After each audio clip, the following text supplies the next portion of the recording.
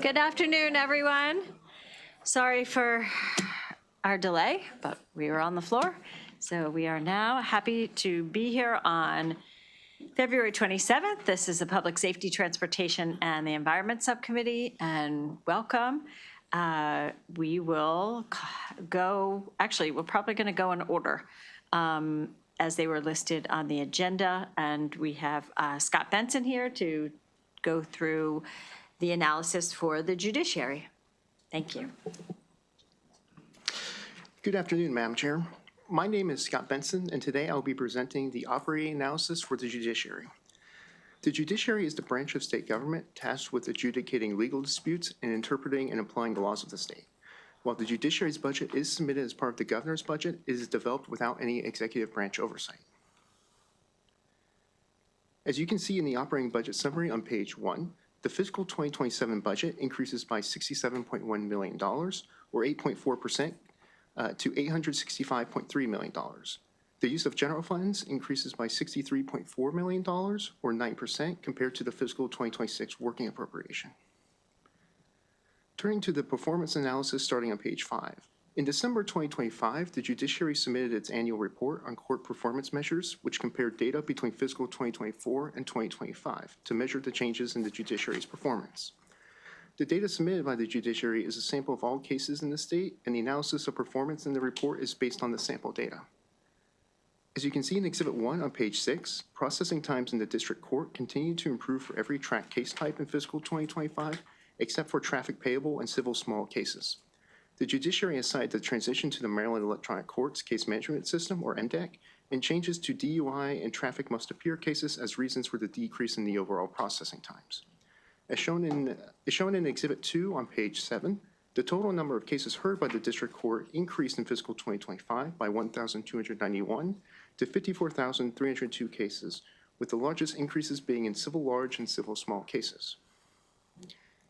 Total circuit court cases increased, as shown in Exhibit 3 on page 8, by 131 in fiscal 2025 to 36,736 cases, with the largest increase being in criminal cases, increasing by 515. The largest decrease was foreclosure cases, which decreased by 609. As you can see in Exhibit 4 on page 9, average case processing times decreased for all track case types except for child in need of assistance non-shelter cases. Only child in need of assistance shelter and termination of parental rights cases failed to meet the time standard. The judiciary operates different types of courts referred to as problem-solving courts, or PSCs, which are designed to deliver justice for defendants that are facing certain circumstances that necessitate additional attention as part of a collaborative therapeutic system. As you can see in Exhibit 5 on page 11, circuit courts accounted for $7.1 million of the total $8.6 million cost to operate PSCs in fiscal 2025. The largest recipients of PSC funding in fiscal 2025 were Anne Arundel County and Baltimore City, which expended 10.6% and 9.3% of the program's total expenditures. The judiciary currently operates 74 PSCs, an increase from the 68 PSCs last year. As you can see in Exhibit 6 on page 12, adult drug courts are the most common PSC, totaling 28 in total. In Exhibit 7 on page 13, you can see drug courts receive $5.4 million, or about 70% of the total funding in fiscal 2025. PSCs have 3 possible outcomes, the first being successful completion, the second being administrative discharge, and the third being unsuccessful completion. As shown in Exhibit 8 on page 14, the number of successful completions total 406, or 57.8% of all program outcomes. In fiscal 2025, while unsuccessful completions and administrative discharges comprised 24.1% or 18.1%, respectively. Total served, which includes all participants whose cases remained open at the end of the fiscal year, including cases that started in the prior year, totaled 1,939 in fiscal 2025. The judiciary should discuss its annual goals regarding PSC outcomes and efforts being made to achieve them. Turning to the overview of the judiciary spending, in Exhibit 9 on page 15, you can see that trial courts, which include the district court and circuit courts, comprise 66% of the fiscal 2027 allowance, or about $567 million. The Supreme Court of Maryland comprises 2% of the allowance, or about $19 million, while the Appellate Court of Maryland comprises 2% of the allowance, or about $18 million. As you can see in Exhibit 10, starting on page 16, The largest increase in the Judiciary's fiscal 2027 budget is for personnel-related expenses, which overall increased by $40.4 million. Employee and retiree health insurance is the largest personnel increase, increasing by $22.8 million. Additionally, the Judiciary's fiscal 2027 allowance includes a 1% merit increase for personnel. Outside of personnel-related expenses, some of the largest increases include a $5.4 million increase to local circuit courts to ensure all court proceedings have a security officer. Spending on district court security and building renovations increases significantly by $2.6 million. And funding for contractual staffing related services increases by $6.6 million overall, with the largest increase in this category being $2.1 million for staffing costs associated with the Maryland Court Call Center as a new contract was procured. Now, every 4 years, the Judicial Compensation Commission, or the JCC, makes recommendations for potential increases to judicial compensation. The JCC recommendations must be introduced as a joint resolution to each House of the General Assembly by no later than the 15th day of the legislative session. The Commission met 3 times between December 2025 and January 2026, ultimately adopting the recommendation shown in Exhibit 11 on page 19. The recommendation increases judicial salaries by $5,900 per year, while also proposing a $7,500 annual stipend for the Chief Judge of the Appellate Court of Maryland, Circuit Court Administrative Judges, and District Court Administrative Judges. Now, due to the timing of the Judiciary's budget submission before the Commission adopted its final recommendation, the fiscal 2027 allowance includes a placeholder amount that kept salary increases at the level previously recommended by the JCC. The placeholder totals approximately $6.6 million, while the current JCC recommendation requires approximately $4.4 million.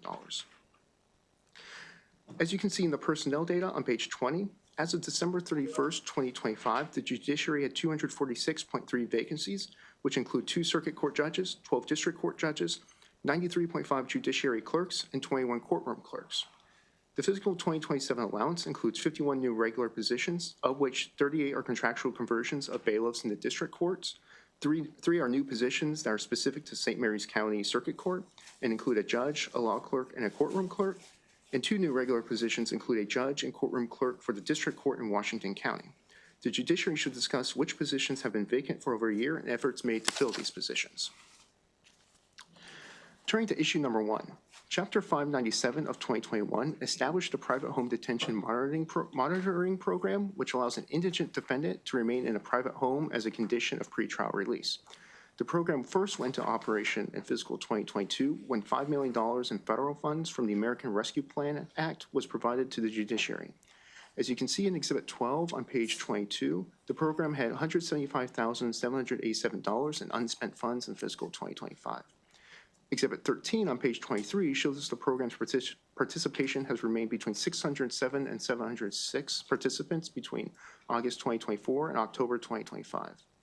Despite the consistent number of participants, program expenditures have varied greatly between months, largely due to the Judiciary's internal processes to verify the invoices received from monitoring agencies. The Judiciary has found the management of the program to be challenging as the duties and responsibilities associated with the program are not typically managed by the Judiciary. Some stability has been achieved as the Judiciary implemented funding guidelines requiring monitoring agencies to submit invoices within 60 days of first monitoring, but invoices are still being received months after the service was provided. The Judiciary cites the continued inconsistent nature of invoice delivery as a reason why it's difficult to accurately make projections for program expenditures. The Judiciary should comment on what actions are being taken to improve the operations of the private home detention monitoring program. Turning to issue number 2, the Judiciary's major information technology development projects, or MITDPs, are funded through the Land Records Improvement Fund. This fund also provides funding for circuit court offices, e-filing operations and maintenance, MD Land Rec, and electronic land records online imagery operations and maintenance. Exhibit 14 on page 24 shows the total spending on MITDPs is expected to be $18.4 million in fiscal 2027, compared to the $21.4 million that was projected in December 2024 for fiscal 2027. This decrease is due to lower than expected expenditures for projects such as case management optimization, infrastructure modernization, and enterprise financial human resources system. As you can see in Exhibit 15 on page 26, the Judiciary's MITDPs have had a history of overestimating its required appropriations. The fiscal 2025 working appropriation included $19.7 million for MIT DPs. However, the actual expenditures were $9.9 million lower than the working appropriation. On average, between fiscal 2016 and 2025, the Judiciary's MIT DPs have spent $6.5 million less than the working appropriation. The Judiciary should discuss the factors that have resulted in MIT DP overfunding since fiscal 2016 and efforts being made to better project anticipated funding. Chapter 2 of 2007 expanded the use of the Land Records Improvement Fund to include the Judiciary's MIT DPs in both fiscal 2009 and 2010. The Budget Reconciliation and Financing Act of 2010 required this fund to be the permanent fund for all of the Judiciary's MIT DPs. And as you can see in Exhibit 16 on page 27, the fund is projected to have a balance of $28.3 million at the end of fiscal 2026 after accounting for a $20 million transfer to the general fund. The fund balance is expected to decrease to a negative balance of $4.3 million by the end of fiscal 2028. Revenues are not projected to exceed $35.3 million between fiscal 2027 and 2030, while expenditures are projected to vary between $50.4 million and $53.3 million during the same period. Now turning to issue number 3. In calendar 2014, the Appointed Attorney Program began to ensure compliance with the Supreme Court of Maryland's decision in DeWolf versus Richmond. The program provides private attorneys to represent indigent defendants at initial appearances before district court commissioners. Data from fiscal 2025 shows that the full appropriation of $8.8 million was not fully expended, with $582,457 remaining unspent. Exhibit 17 on page 28 shows a breakdown of the program spending by judicial district. Exhibit 18 on page 28 shows that the program participation has decreased from 17,249 in fiscal 2024 to 16,881 in fiscal 2025. The Judiciary should comment on the factors impacting program participation.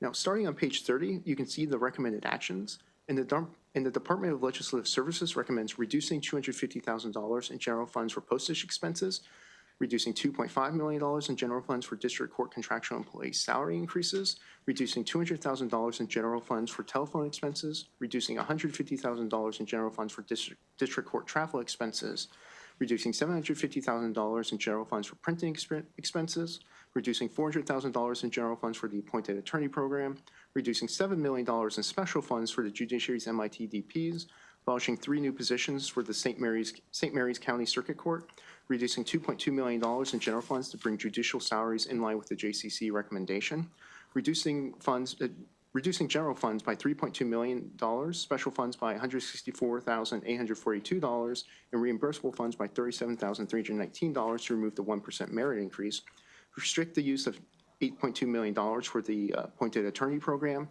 and adopting narrative regarding the cost and utilization of the Appointed Attorney Program, narrative regarding the Judiciary's annual performance measures, narrative for PSC performance and funding, narrative for judgeships needed in fiscal 2028, narrative on the status of the Judiciary's MIT DPs, narrative on the Land Records Improvement Fund balance, narrative on the private home detention program, and narrative on the Judiciary's efforts to fill long-term vacant positions. And that concludes my presentation. I can now take your questions. Thank you very much. Are there any questions from Mr. Benson? Any questions? All right. Judge Morrissey, welcome. And Judge Fader, Justice Fader, Chief Justice Fader. Thank you. I answered anything. Thank you. And Ms. Rupp, nice to see you. Thank you very much. Welcome. I didn't see you back there.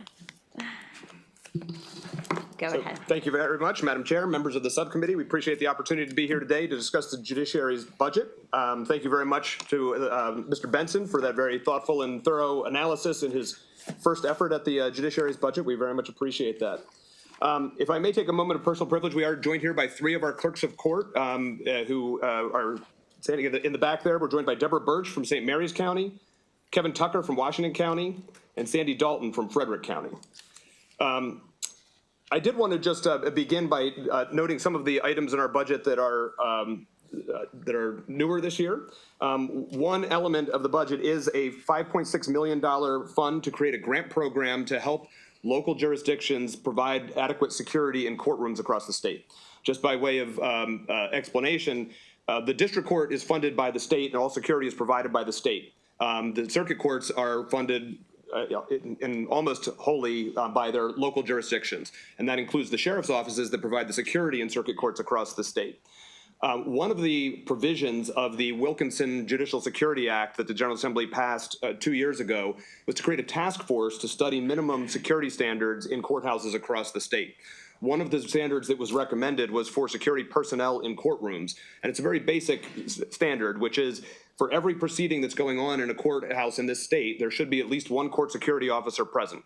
And there should be at least one more present when there are proceedings involving incarcerated individuals or individuals who may be incarcerated as a result of those proceedings.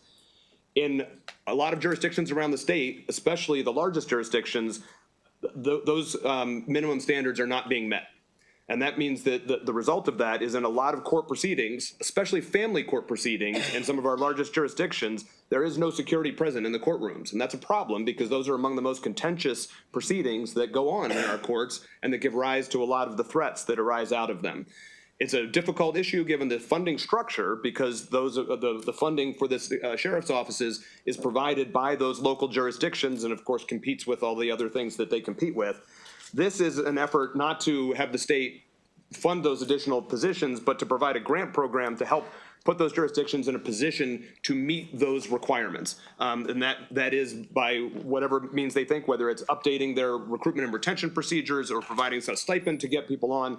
But in at least 3 jurisdictions around the state, they have more than a dozen unfilled positions for sheriff's deputies in courtrooms. And we really need to try to help them be in a position to meet that minimum security standard. So that's one new element of the budget.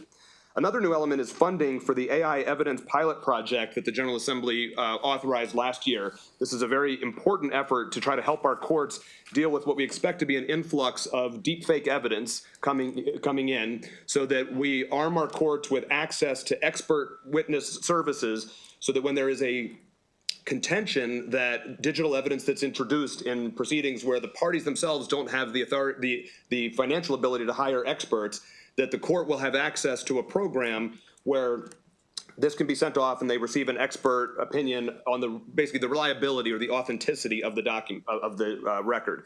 And that's really important for public trust and confidence in the court system to be able to address this emerging technology that is of significant concern.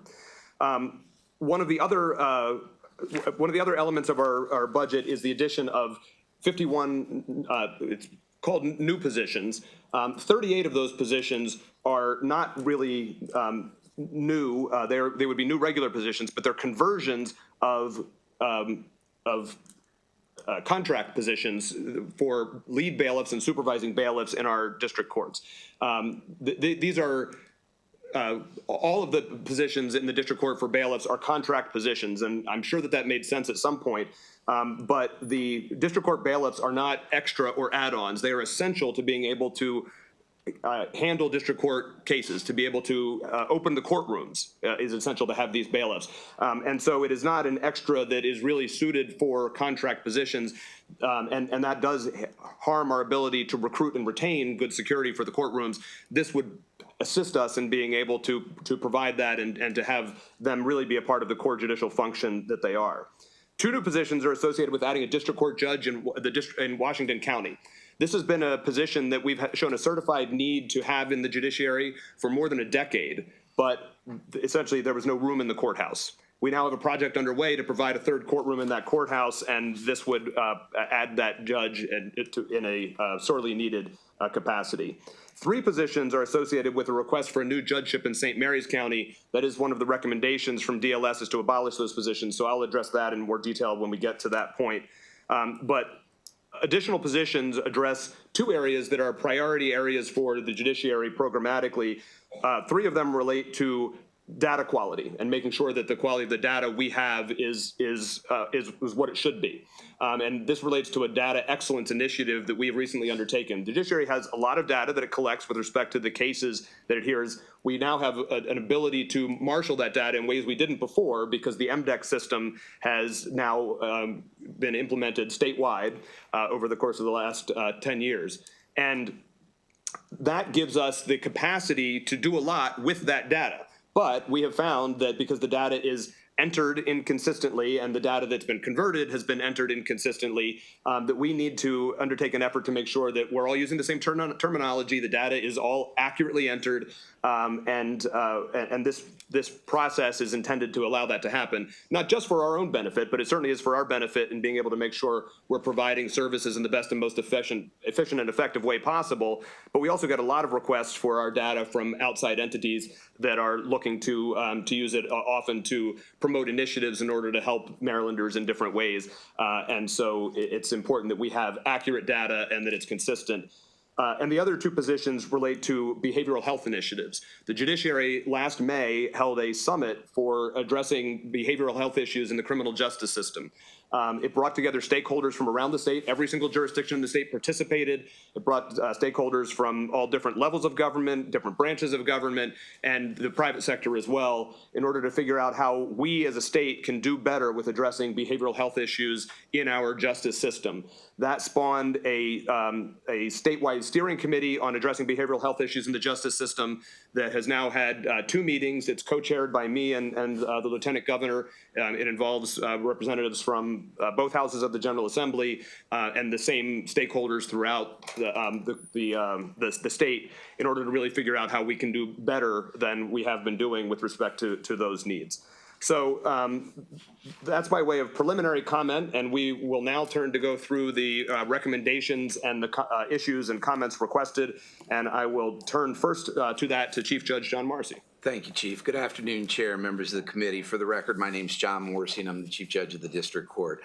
I'll be addressing recommendations 1 through 6. With respect to recommendation 1, the Judiciary accepts the recommendation.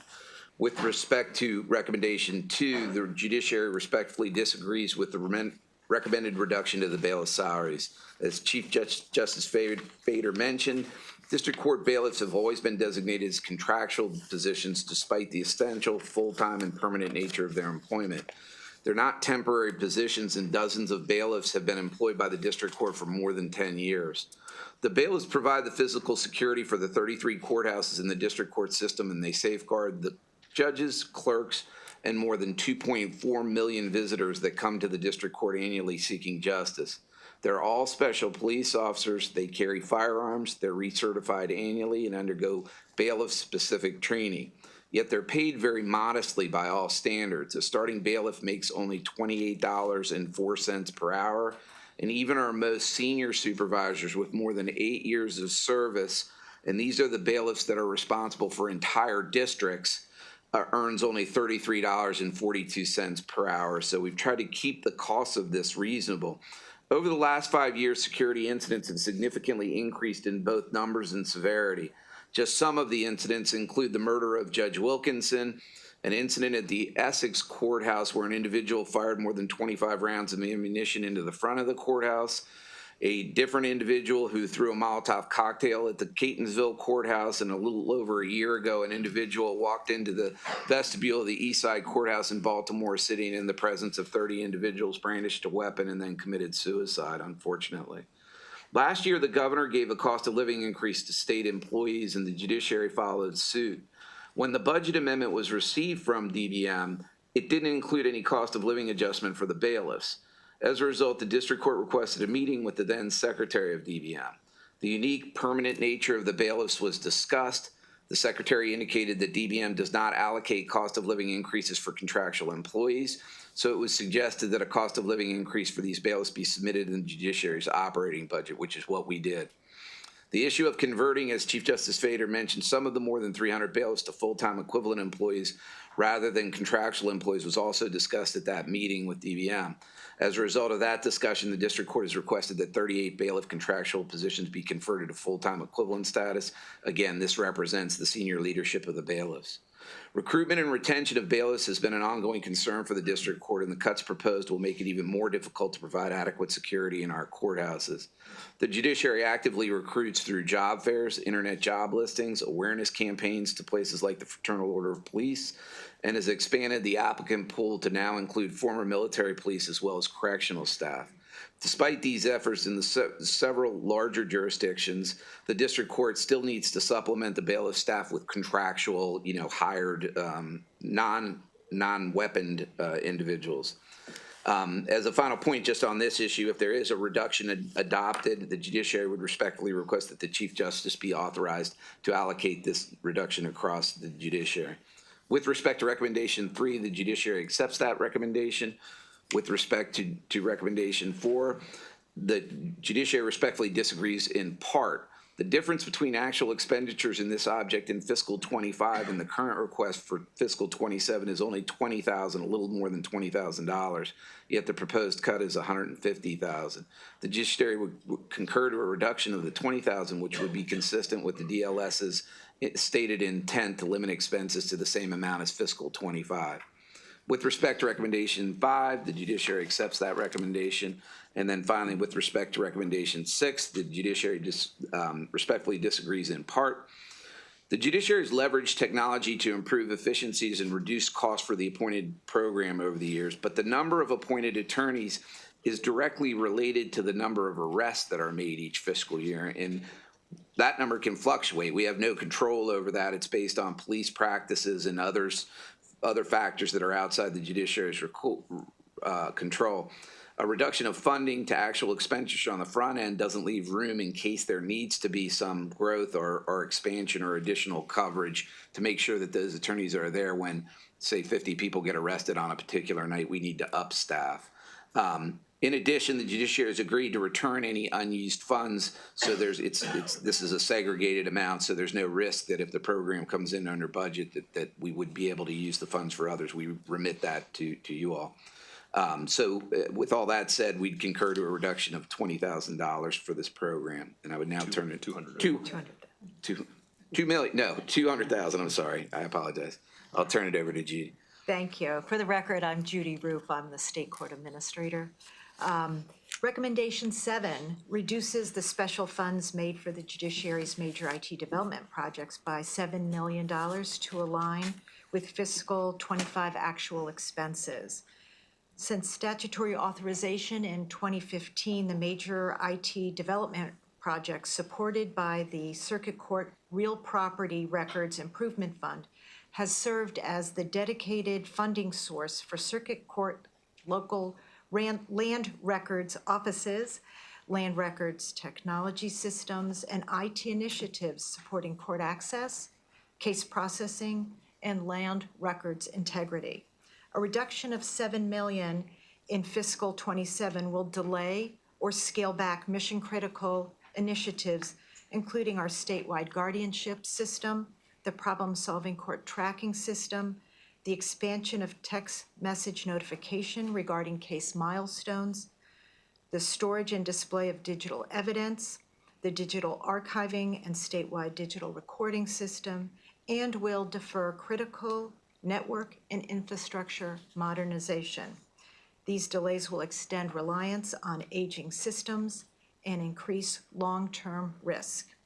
In response to the description of the major IT project funding as overfunded, we believe this does not represent the judiciary's fiscal management practices.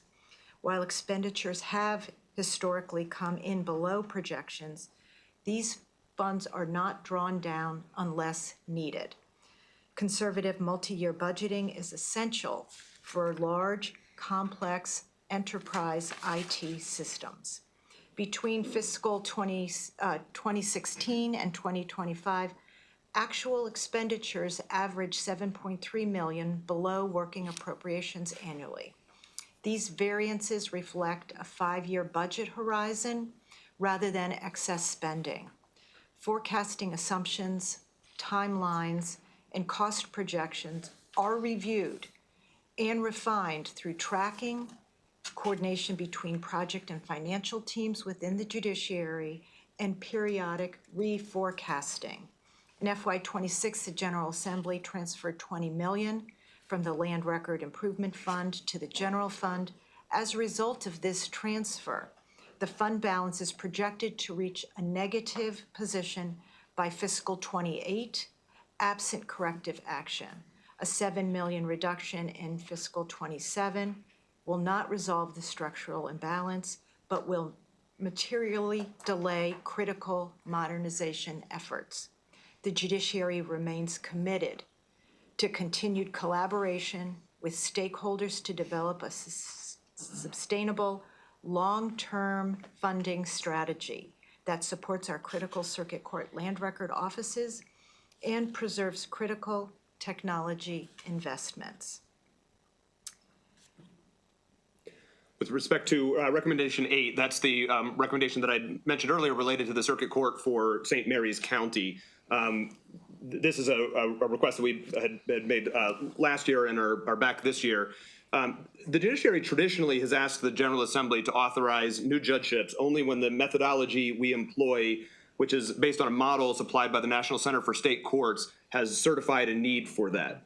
That methodology is based on an assessment of how long it takes to handle different types of cases statewide. So it's based on when a certain filing is made, how long statewide does it usually take to resolve that matter, and then those are applied based on a 3-year average in each jurisdiction across the state to identify where there's a certified need for a new judgeship. That last model was last fully updated in 2017 with a partial update in 2022. This year, that assessment certified a need for 5 new judgeships across the state. We've requested only one of those 5 judgeships. That's the new judgeship in the District Court for Washington County. For a variety of reasons, including space limitations, we requested that's the only one of the 5 that we requested.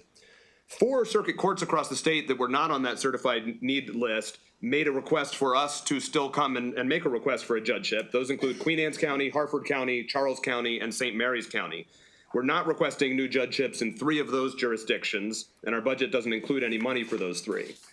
Each of those jurisdictions actually makes a good case for why they say that they need another judge, but the bar for us to come in and make a request where there isn't a certified need using that methodology is very high.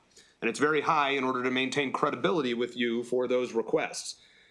Given the cases that those jurisdictions made, we are advancing by 1 year the recalibration of that methodology. So that effort is currently underway, and when we come next year, we will have updates based on that new methodology, which accounts for developments in cases over the last nine years, including the significant expansion of the use of body-worn camera footage that has made dockets, that has frankly changed dockets across the state. But the Circuit Court for St. Mary's County's request this year cleared the very high bar we have for coming in when there isn't a certified need. That's because we know from data that there have been demonstrable changes in that court's workload that we know are not reflected in our model. As I indicated, the model is based on statewide averages and the number of filings of each kind of case in the state. What it doesn't take into account is what happens with those cases after they are filed. Due to policies of the Office of State's Attorney in St. Mary's County, that court has received a significant increase in trials, especially criminal jury trials. That increase is more than 330% from fiscal year 2019 to fiscal year 2025. That's particularly significant because, of course, whether a case ultimately goes to a jury trial or gets resolved by a plea that doesn't take much of the court's time has a very significant impact on the court's workload.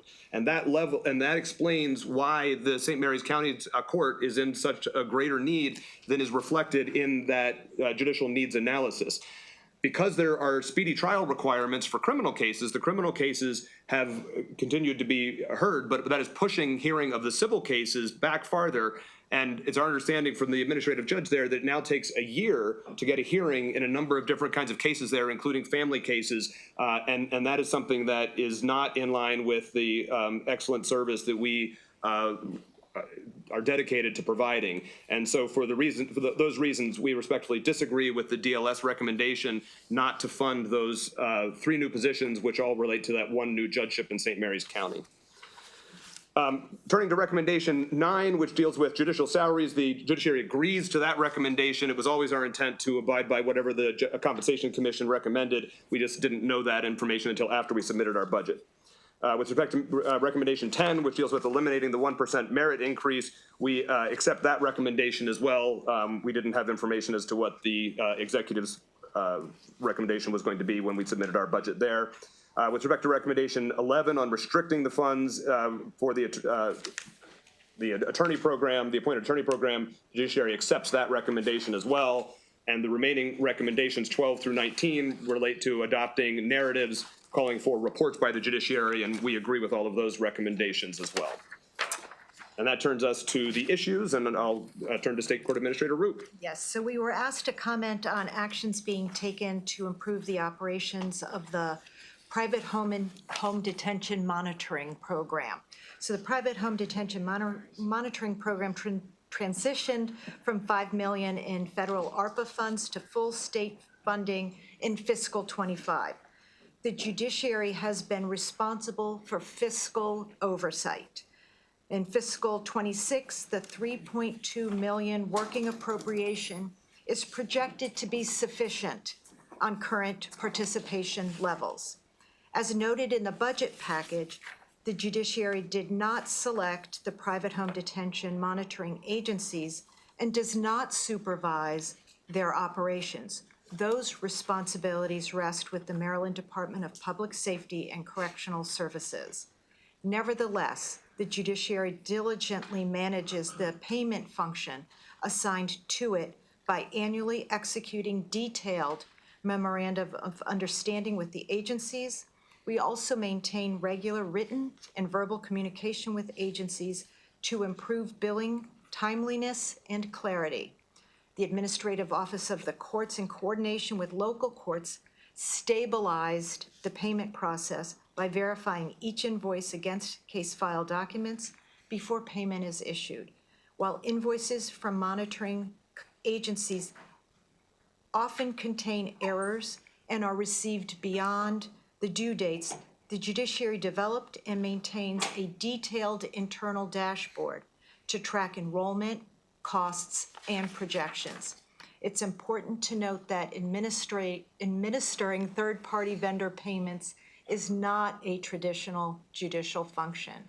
Court staff must research case files to validate invoices, diverting time from core court operations. For that reason, the judiciary supports the ongoing evaluation of administration responsibilities by the Justice Reinvestment Act Work Group and the Home Detention Monitoring Work Group, and we support consolidating these efforts to promote efficiency and accountability. Finally, the judiciary accepts the recommendation to continue to submit quarterly status reports. The next issue outlined in the budget analysis package is the major IT project funding. As previously mentioned, while expenditures have historically come in below projections, these funds are not drawn unless needed.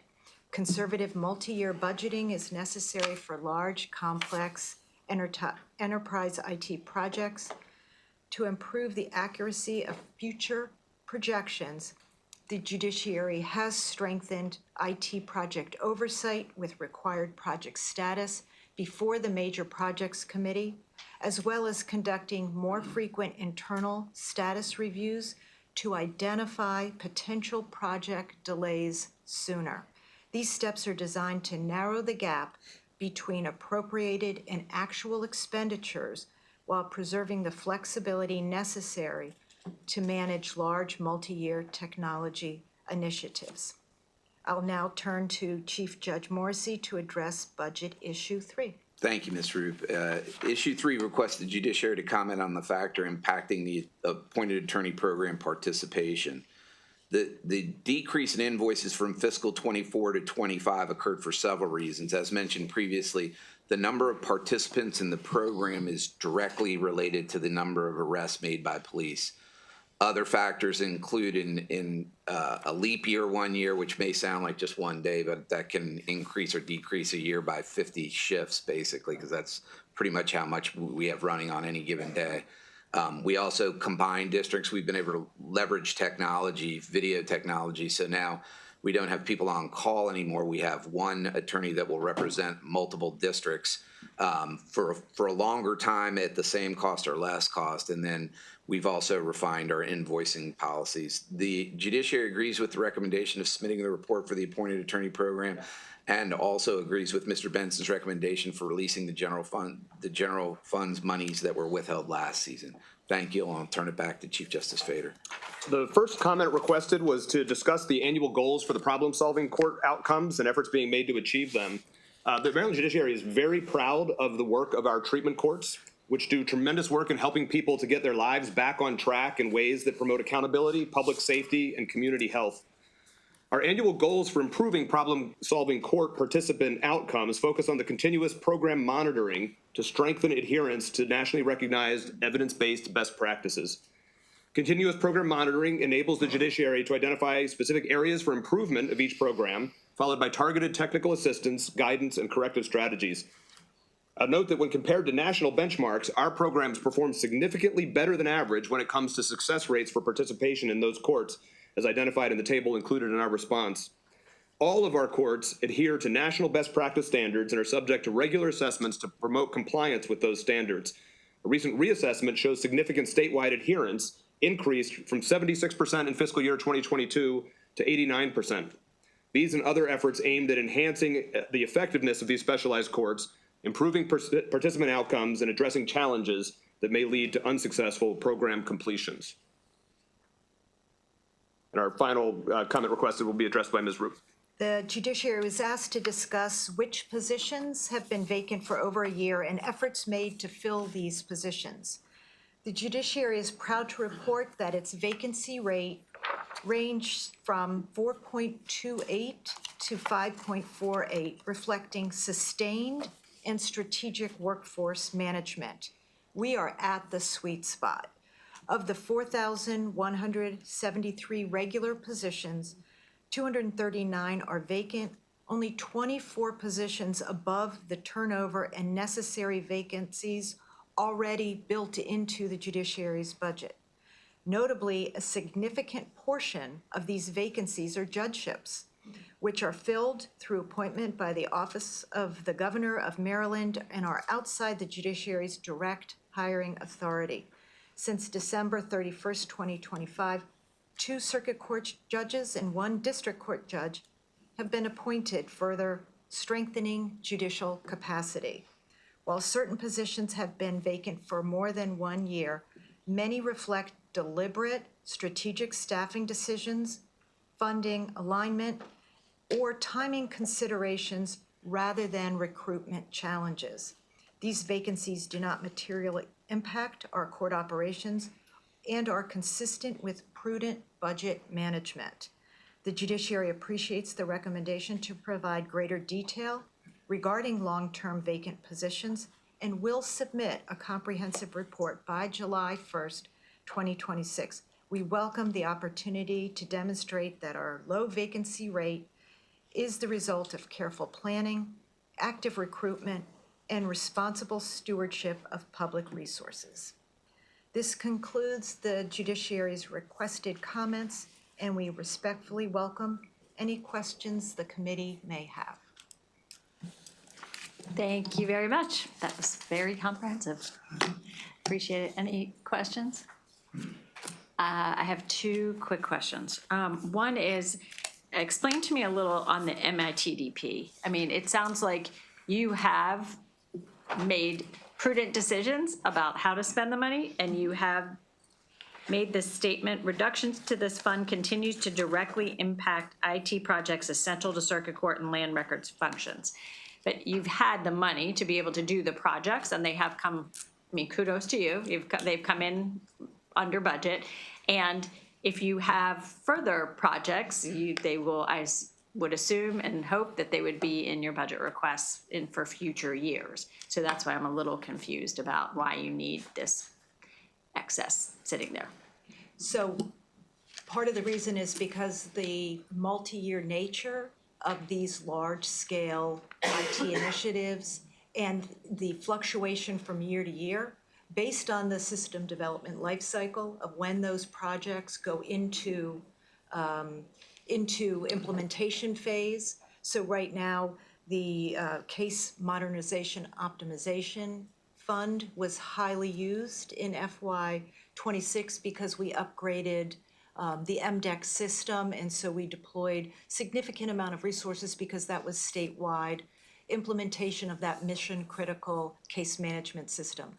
So oftentimes with these large-scale IT projects, the funding from year to year is based on the evolution of the project, with majority of funding coming towards the end. We would like to deploy a digital evidence system in FY27. That's an example of where that funding stream would be critically important at that time to be able to support that initiative, which will give us the ability to put technology in every courtroom so that we can handle evidence like body-worn camera evidence and have that part of the court's record. So it's truly a fluctuation of funding as we go through these large system development life cycle projects. Sorry if that was too long. No, that's okay. Are you using your own internal IT folks, or are you collaborating with Do It? We use our own internal IT folks, and we do collaborate on cybersecurity and a number of initiatives, but primarily the judiciary staffs its own IT. Thank you. One last question, and if you can follow up with me, we of course have had very many conversations about land records. Can you tell me what the average filings are, the number of filings of land records that are paying that $40 fee? I will get back to you. If you can get me some history, maybe the last 10 years, 5 years, if you have that, that would be great. That would be really helpful. I think we're making progress. And so I also, Judge Morrissey especially, want to thank you for stepping up on the private home monitoring. We're continuing to work on that. Thank you. And we look forward to collaborating. Hopefully we can make less work, but we've got all the right players. Agree. Senator Stalling. No, thank you for all the information. We really do appreciate it. I don't know if you have this or you could get this, but we know you have a lot of PINs, but a lot of contractors that work. Do you have that number of maybe how many contractors that you work? You were talking about how you tried to get some of those as permanent positions possibly. So for the bailiffs specifically, how many bailiffs? There's over 330 bailiffs. Some of them are part-time, most of them are full-time. Okay. So those are all of the bailiffs are contractors now.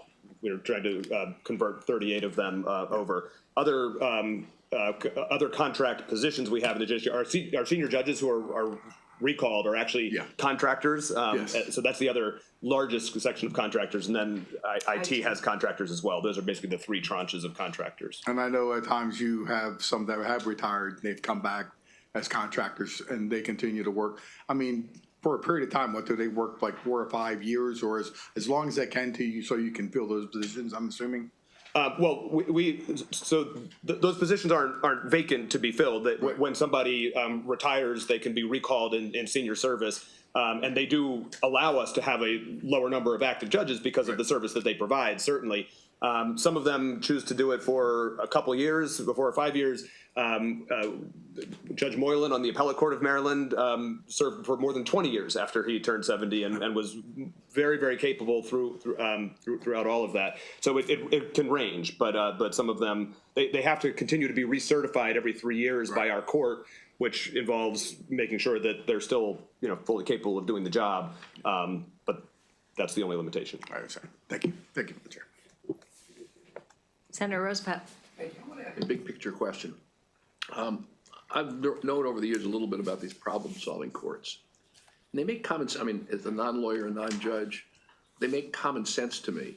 But it seems like it's almost idiosyncratic in terms of what jurisdictions do what kind of problem-solving courts. Mm-hmm. And my question is, we can't be the only state in the country that has problem-solving courts. I'm curious, is there thinking nationally and or thinking in Maryland about a strategic approach to this? So you're certainly correct that these are in other jurisdictions as well, and that's how we get these national best practices that we try to adhere to. I'm not aware of an effort to have greater standardization in them, and some of that is because by the nature of these courts, they really take a strong commitment by the judge who is in charge of the court and who runs it to undertake it, and that's, I think, one of the reasons for the idiosyncratic nature of it. You really, in order to start one, need a judge who has seen the need and is willing to put the extra work in order to make that work. And it really is a labor of love and a commitment for a lot of those judges in order to run those programs, which are more intensive of their resources. So it's an interesting topic and something that we can give some thought to, but they really do rely so much on the energy and willingness to get involved of the judges that it's a little bit harder to do that on a more standardized basis. And it also really needs to be on a local basis because of the resources available in each jurisdiction. Some places like here in Anne Arundel County, we'd have access to United Way of Central Maryland, but other places don't have that. So they're going to go to their local health department, or they're going to, in the development of that problem-solving court is a multi-staged event that ultimately is blessed by the Supreme Court of Maryland, and you have to have all your resources lined up in the commitments and a fiscal note to that also. So I'm very proud of all the judges that have taken the lead on this, but it requires more than just the judge. It's the resources that are available in that location. Well, that really responds to my question in the sense that from a strategic point of view, if it does relate to resources and does relate to the preferences of the judges, I don't know whether any other state does this, but it would seem to me we have specialized courts in Maryland and the United States. We have a tax court, we have trade court, we have all kinds of specialized courts that judges are recruited for and decide, I want to do that. I don't want to do criminal cases. I want to do tax cases. And I'm just thinking, it just seems like this is an area where, again, long-term strategically, it would make sense that there probably are people, and you know better than I do, there are probably people who would love to be a judge dealing with mental health issues, but does not want to do traffic cases, or someone who would love to do traffic cases and doesn't want to do other kinds of cases. It would seem to me that as opposed to saying, we'll make you a judge and then you figure out what you want to do, if we had a strategy that said, we want to have specialized judges because we know this specialized system has advantages. Is anybody thinking like that, or am I like way off in left field?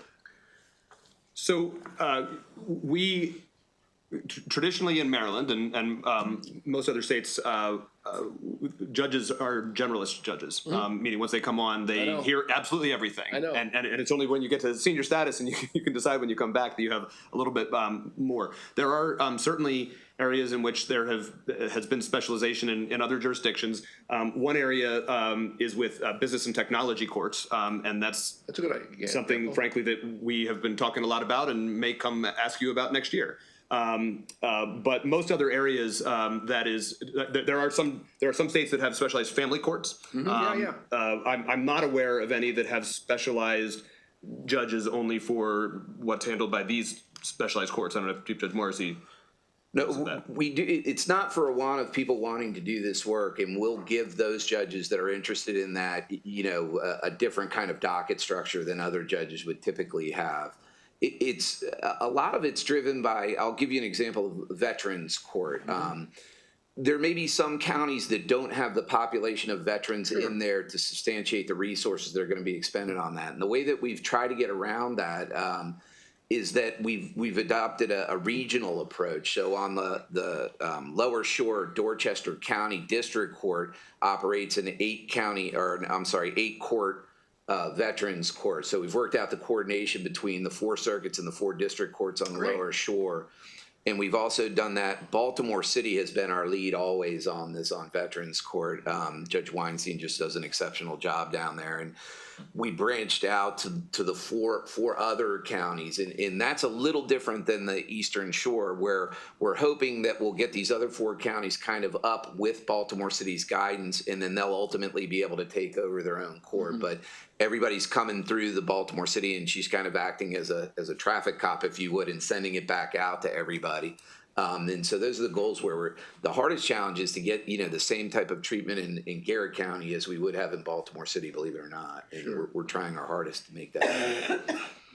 Well, thank you. That's really helpful. I'd encourage you to think about that. And you reminded me when you mentioned about family courts, my grandfather was the first family court judge in Ohio in the last century. So thank you very much, Madam Chair. Thank you. Thank you very much. Thank you all. Thank you. Next up is the State Archives. Welcome State Archivist Elaine Bachman. And we will welcome first Elizabeth Weibel, who will do our analysis. Thank you.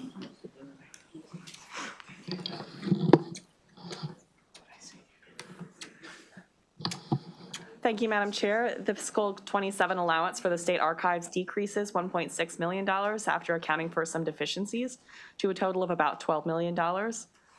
Some of the larger changes we're seeing are to the current year's working budget, as shown on page 2.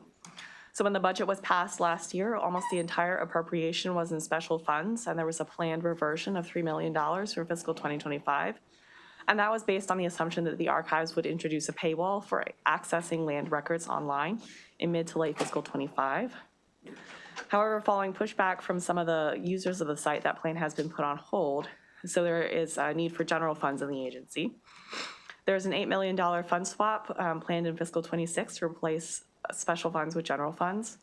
There's also a $1.4 million deficiency to address a fiscal 2025 shortfall, and another $1.4 million deficiency for technology and staffing needs. Exhibit 1 on page 3 shows the fiscal 2027 spending breakdown. The overall spending is fairly similar to prior years. Most of the budget goes toward personnel expenses, and there's also $1.2 million for an offsite warehouse space to house some of the collections. The agency does generate some special funds from providing research assistance and certified copies of records, but not nearly enough to cover all of its costs.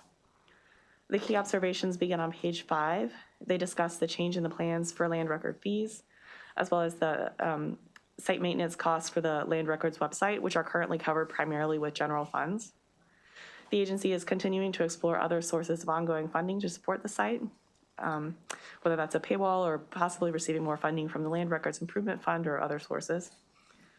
The agency is also facing a deadline in April for when they need to start making all of their new online records accessible to screen readers. And the agency is working with Do It and the Judiciary, which provides most of the records, to come up with a technological solution. They're also looking into an extension to the compliance deadline that would give them additional time to identify tools in a process. The overall cost of compliance could be around $1 million per year, which is not currently included in the agency's budget. Key observation 2 has some information on the agency's collections and public programming. And the DLS recommendation on page 9 is to concur with the governor's allowance. That concludes my presentation, and I can take any questions you have. Thank you very much. Are there any questions? Ms. Bachman, take.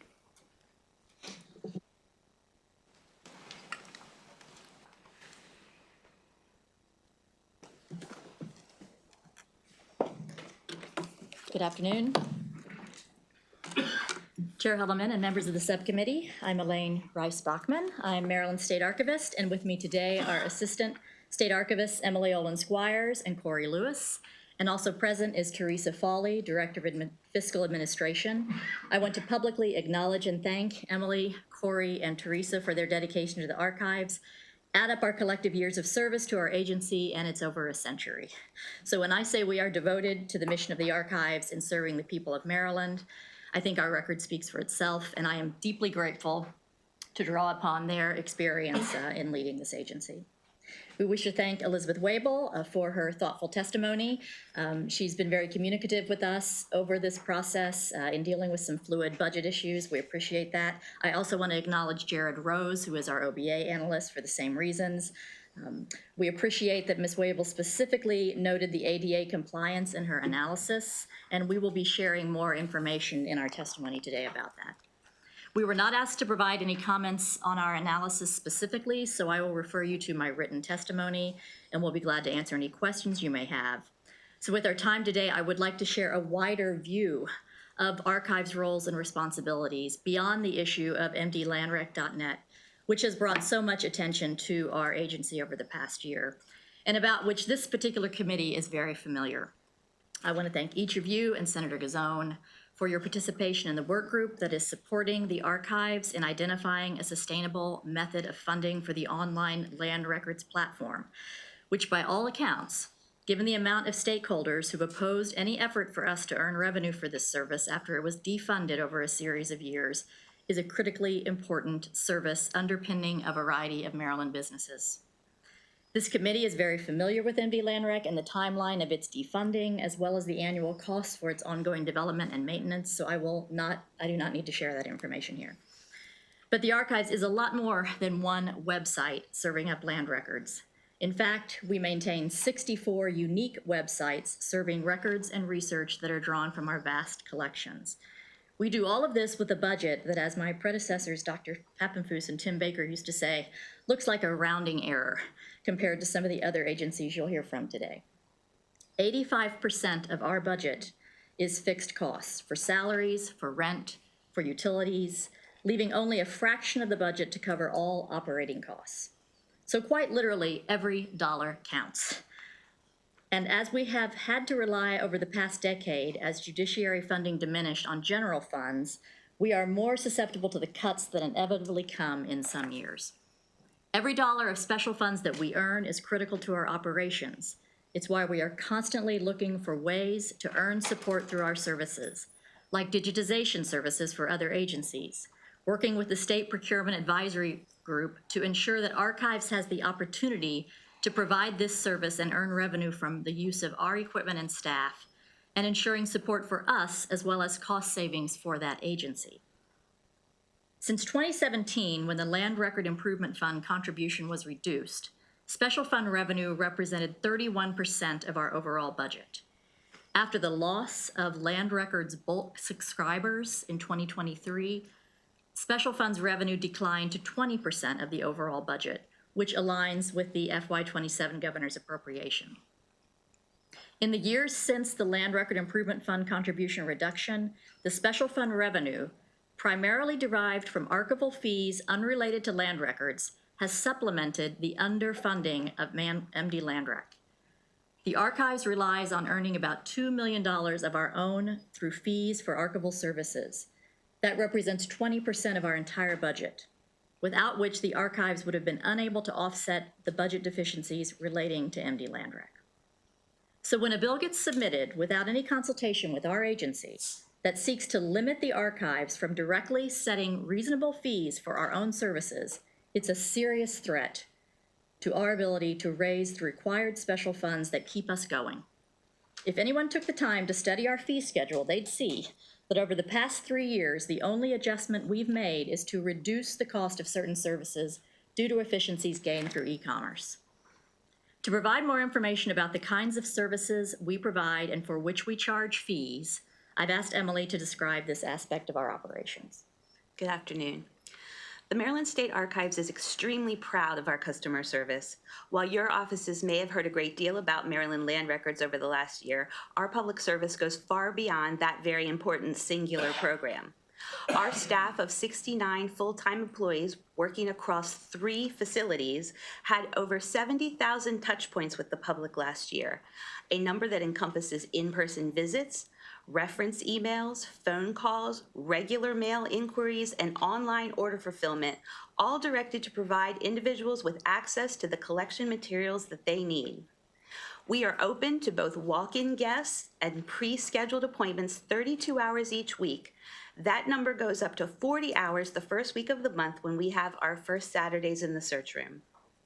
We also conducted 137 public programs last year, reaching 6,000 more people through educational workshops, historical talks, tours, deep dives into collections, field trips, community preservation collaborations, career days, and commemorative events. We are very comfortable interacting with and proudly serving our stakeholders on a daily basis. Our guests may need assistance finding records for legal needs, such as estate settlement, pension documentation, real ID, or remarriage. They may need support conducting historical research, completing a school project, or building a family tree.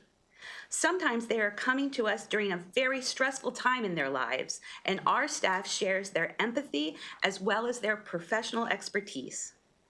The vast majority of this interaction is provided at no charge to the public.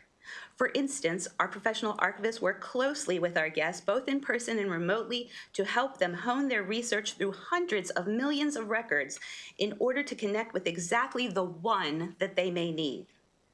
Viewing materials in our public search room, either in hard copy or on the computer, is also free. Our wonderful appraisal and special collections staffs have created publicly searchable catalogs that are completely accessible online, providing details on every item in our collections. Our incredible digitization staff has built an electronic archive which has linked tens of millions of records to our catalogs and have made treasure troves of those that are over 100 years old freely available online for direct public use and download. Our electronic infrastructure makes all of this service and public access possible. However, there are some services that we do need to charge customers for, such as conducting research on behalf of individuals to provide officially certified copies of documents.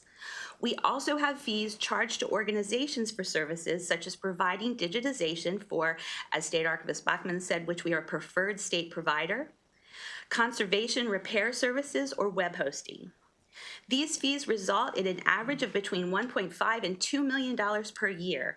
We are dependent on these special funds for up to 20% of our total operating budget. And I mention this again because there are two bills currently before the legislature that have been put forward this year without notification to our agency to limit the state archivist's authority to directly set reasonable fees for these services.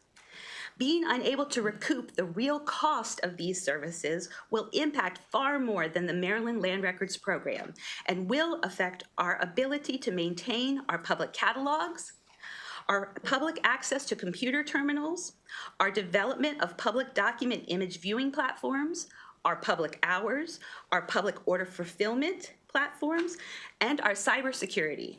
It will plainly result in reductions to service. To be clear, the Archives has most recently reduced fees to the public by creating efficiencies. For instance, we have provided a self-serve scanning workstation and also a lighted photography stand so guests can make digital copies at no charge. We offer the first 20 uncertified copies gratis in-person per visits each day. And we have reduced the charge for certified vital record copies by $10 each, so the cost would be the same whether you ordered the documents in person or remotely. In addition, we provide research services and certified copies needed for the application for veteran benefits at no charge to the public. We remain committed to work with all of our partners to find sustainable solutions regarding fees and funding, including this committee who we are collaborating with in a very productive work group. The Archives' mission is preservation and access. Our agency has never sought to create impediments to our stakeholders. On the contrary, we are constantly working on ways to improve, simplify, and enlarge public access. We are only seeking the means to sustain perpetual access amid exponentially growing and complex collections. It is our mission, period. And it is a mission that our staff is proudly dedicated to daily in order to provide open transparency and outstanding public service for all of Maryland's permanent records. Thank you. Thank you, Emily. Emily has just described the range of services we provide on the front end, all of which rely on the back end infrastructure that contains millions and millions of electronic records. Every agency is creating more and more born digital records and will have to manage them for a period of time. But when that time is over, those records that are deemed permanent come to the archives, and then it is our responsibility to preserve them and make them accessible in perpetuity, forever. So our mandate in managing electronic records is far greater and far more complicated than any other state agency. We are impacted in many ways by being the clearinghouse for the entire state, in response to PIAs, in volume of digitization, in cost of electronic infrastructure, and in ways we can't even predict yet as AI becomes integrated into nearly every aspect of government. We are currently facing a particular challenge with a unique burden on the archives in meeting compliance requirements for ADA, and I've asked Corey to provide more information about this issue. Thank you, Elaine. As detailed in our budget analysis, Title II of the Americans with Disabilities Act requires state and local governments to ensure that public-facing web content complies with federal requirements, ensuring accessibility to individuals with disabilities. The Archives, as you've heard, manages 64 complex public-facing websites that all must comply with web content accessibility guidelines. Our website compliance, while significant in scope, is manageable within our existing resources. Although an additional webmaster would accelerate the process, the Archives has made substantial progress in identifying remediation needs and prioritizing its most utilized public-facing sites. Critical testing of the completed remediation efforts is scheduled to begin next week. Given the scale and complexity of our websites, it is anticipated that a limited number of sites will be temporarily inaccessible for several weeks beyond the compliance deadline of April 24th. Nonetheless, meaningful progress has been achieved, and the Archives appreciates the continued guidance provided by DeWitt's Office of Accessibility. MD Landrec does present the most significant compliance challenge. The scale and complexity of the records received are considerable, with over 500,000 land records processed monthly. Due to these images not having the requisite metadata and tagging, each image requires remediation to ensure compliance prior to public release. The Archives has identified the tools capable of managing this remediation at the required scale. However, insufficient funding to procure and implement these solutions has slowed progress. We are actively pursuing funding and procurement measures to secure a solution that would provide a by-request coverage from the April compliance date through the end of this fiscal year, while concurrently proceeding with a competitive bid procurement to process an established long-term solution for FY27. Sustaining this approach would require a substantial and ongoing appropriation that is not currently available. In parallel, the Archives is working with the Office of the Attorney General to determine whether circumstances surrounding MD Landrec meet the threshold of an undue burden determination. Such a determination would not absolve MSA of its accessibility responsibilities. Rather, compliance would be achieved through an on-demand accommodation process. Given the volume of records and the thousands of daily viewers interacting with their sites, this approach may result in extended turnaround times for fulfilling accessibility requests. To strengthen our internal capacity, MSA has received approval for a hiring freeze exemption to establish an accessibility officer position. This role will focus primarily on remediation of PDFs upon request and conducting compliance reviews of records and sites prior to public release. The overall impact of this position will depend on the volume of remediation demands, which remains uncertain at this point. Looking beyond immediate compliance, the Archives recognizes that sustainable accessibility requires a systemic change. A long-term solution ideally will be developed in collaboration with the Judiciary to ensure that the records that are created are in accessible formats at the point of origin. This adjustment and the creation of records will significantly reduce long-term costs and compliance risks. To support this objective, updated records management guidance has been posted to the Archives records management page. This guidance emphasizes the creation of permanent digital records in formats that meet web content accessibility requirements and includes updated retention language addressing electronic correspondence, emails, chat messages, and other forms of digital communication. We bear the responsibility not only for the compliance, but also for ensuring transparency, accountability, and the long-term integrity of institutional records. As referenced by State Archivists, the Archives has extended its role in statewide digitization initiatives. In 2024, the Archives worked with the Office of State Procurement to be designated as a state vendor for permanent record digitization projects. The Archives is currently undergoing digitization efforts associated with the Maryland Child Victims Act of 2023. This act eliminated the statute of limitations for civil lawsuits related to childhood abuse. This effort involves multiple agencies, including the Department of Juvenile Services and the Department of Health. The current scope of work includes more than 7,000 boxes of records, spanning over potentially 16 million images generated from this project. The systems procured to support this initiative will also advance broader statewide efforts to transition agencies from paper-based to digital records management, which creates efficiencies in the transfer of records, access, and their discoverability. It is important to stress how seriously we take our responsibility in ensuring and continuing the transparency and access to government records. In an effort to plan for storage needs, last year we conducted a survey with state and county agencies. Respondent to this survey, we estimate over the next 8 to 10 years that we will collectively receive over 190 terabytes of permanent record data to the Archives. This number, however, only represents 25 of the 69 state agencies who responded to this request, as well as 12 counties. So you can understand how we would think that this number would be woefully undercalculated. Thank you, Corey.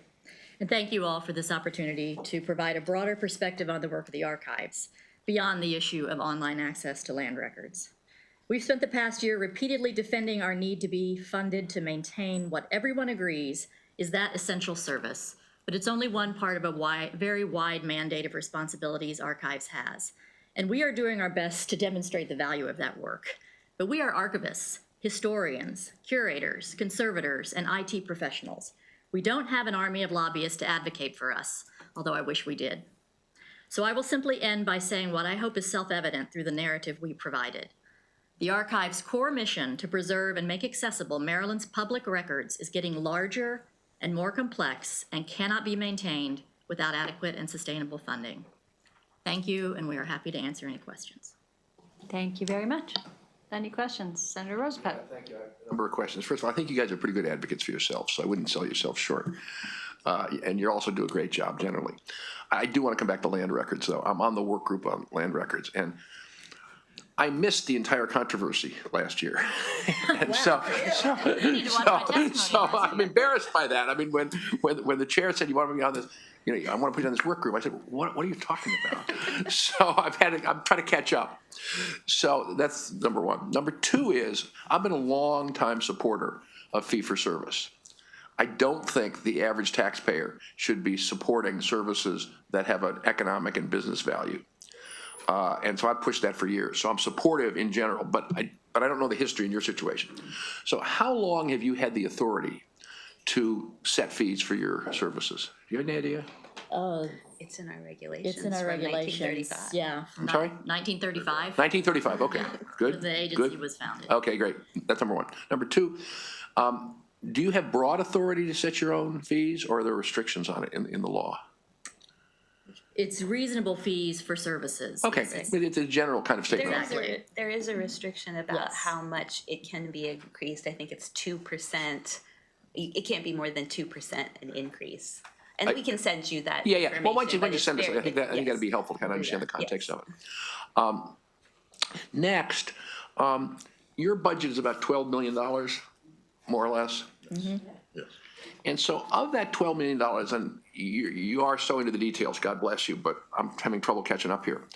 Of the $12 million, how much of that is spent on services that are not broadly available to the public, but that are of economic value to people getting them, like land records? Or is there a lot more beyond land records, or land records the major thing? I think what you're referring to is, could be answered in the description of the electronic infrastructure that serves up all records, whether they be land records or any kind of other research. So I would say in terms of how many people are utilizing a particular website per day, MD Land Rec would certainly be the highest volume of use. So the There's overall not a fee attached to that, so it's hard to separate any others to know who else is at. We can do surveys about who's accessing which website, Sure. but we have real data about who's accessing MD Land Rec. But as I pointed out, the electronic infrastructure supports our catalog. So say if you weren't looking for land records, but you were looking for, say, a probate document, you would need to go on, like, we don't have, paper catalogs anymore. When I started Right. the archives, we did. It's all online, and within our electronic archives, our indexes, inventories are all accessible Sure. that way. So But in terms of usage, is the majority of it land records? I don't think, I think vital records. I would say yes, and also conversely vital records, but to be accurate, we are kind of running a report. That data is kind of unstructured. You're trying to figure that out? Yes, in terms of the actual usage. I think that's important in terms of understanding. And also land records, and please correct me if I'm wrong, are the only series that we have all of them completely, from founding of the colony to yesterday's land records online. We don't That- have that for every other record Sure. series that we have, the That- thousands and thousands of others. That would be true Yeah, from the so that's- earliest I understand. filed 1634 to current day records. Okay. on that. What I'm trying to get my head around is why your fee for service should be X percent of your budget instead of Y percent of your budget. Is that something you guys have thought about to try to figure out what ought to be paid for by the taxpayer and what ought to be paid for by the Well, users? I think in putting forth an initiative last year to suggest that those who are relying on remote access to land records to support their businesses, Right. some of them for-profit businesses, there should be some support in our maintenance of that site. And so when you made that proposal, because I just don't know the numbers, how much money was that going to raise? Well, it was always unclear because until we were able to get a site going, you wouldn't Okay. know. But we proposed an amount per page. Right. We quickly, in 30, 60 days of interaction with stakeholders, sought to make the site more efficient. Because one of the always inherent problems, and we're really grateful to our friends at the Judiciary, they're not in the room anymore, to work with the clerks to make land recordation more efficient so that folks who are using the site don't have to look at hundreds of pages before they get to the one they need. Because obviously you don't want to pay for fee per page, have to look at 100 pages you Gotcha. don't need. So Oh. there's a great deal of efficiency that I gotcha. think we've already brought into that's MD helpful. Land Rec 5, which is the new version that's out there. If any I of see, you have I looked see, at that. okay.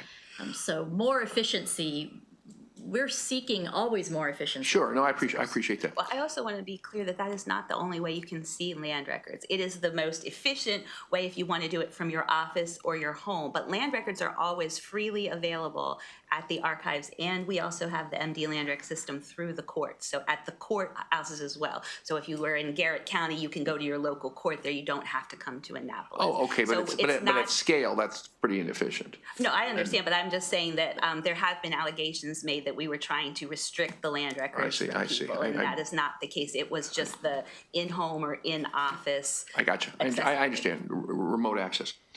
Last question. You talked about subscriptions, and I didn't quite follow that. So, Who was subscribing for what, on what basis, and it went down? I didn't follow that at all. so we did have 4 bulk subscribers for a long period of time that were getting data and/or images, like indexing data and images, and that was roughly around 400,000 annually. We were receiving that for those 4 bulk They were being subscribers. sent those directly Correct. without having to access MD Land Rec. And we lost those bulk subscribers in 2024. Why?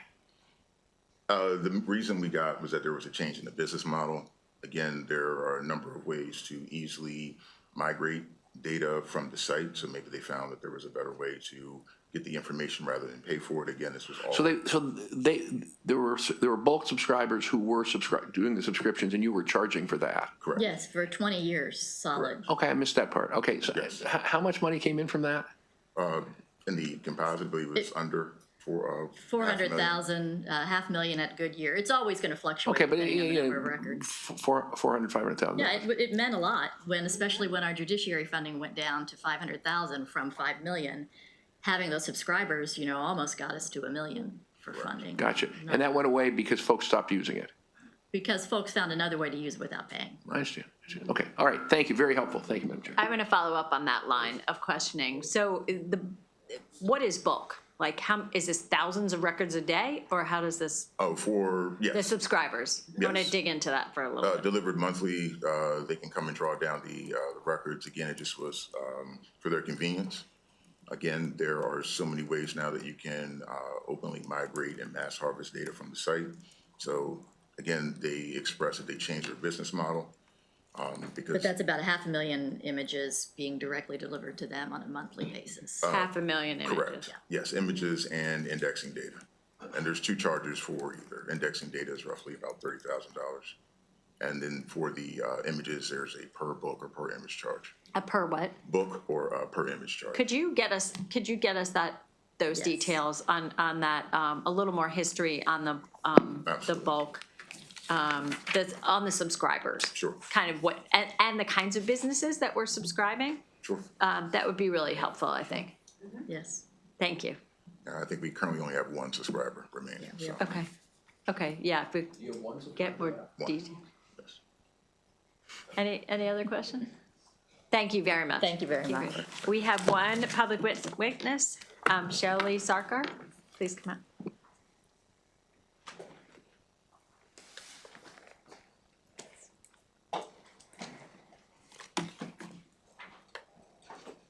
Good afternoon to the subcommittee.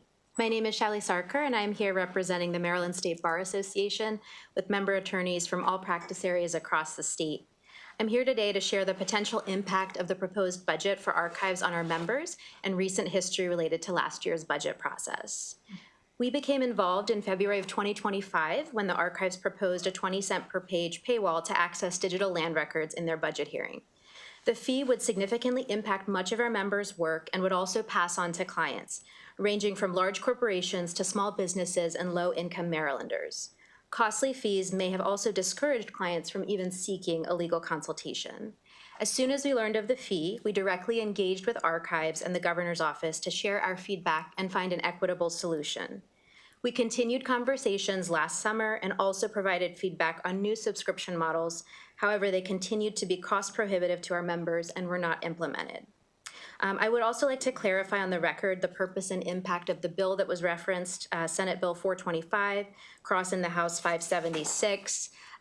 This bill simply ensures that any fees from archives operate by regulation in line with other agencies to avoid issues like last year's proposal and to provide time for public comment.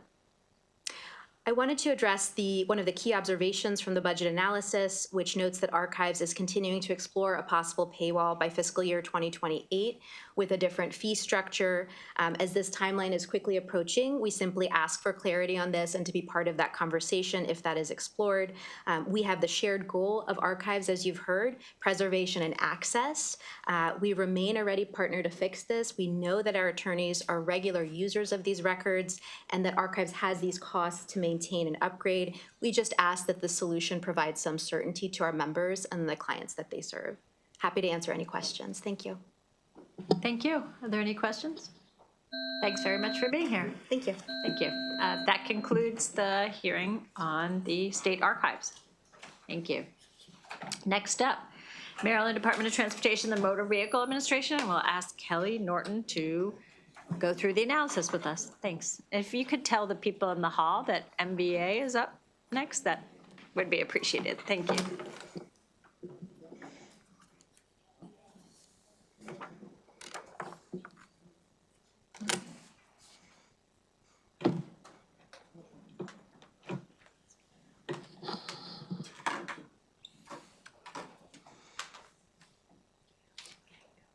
Okay, again, Kelly Norton, and I'll be doing the MVA analysis. Beginning with page 1, we have the operating budget. The budget for fiscal 2027 increases to $268 million, up 1.3% from fiscal 2026.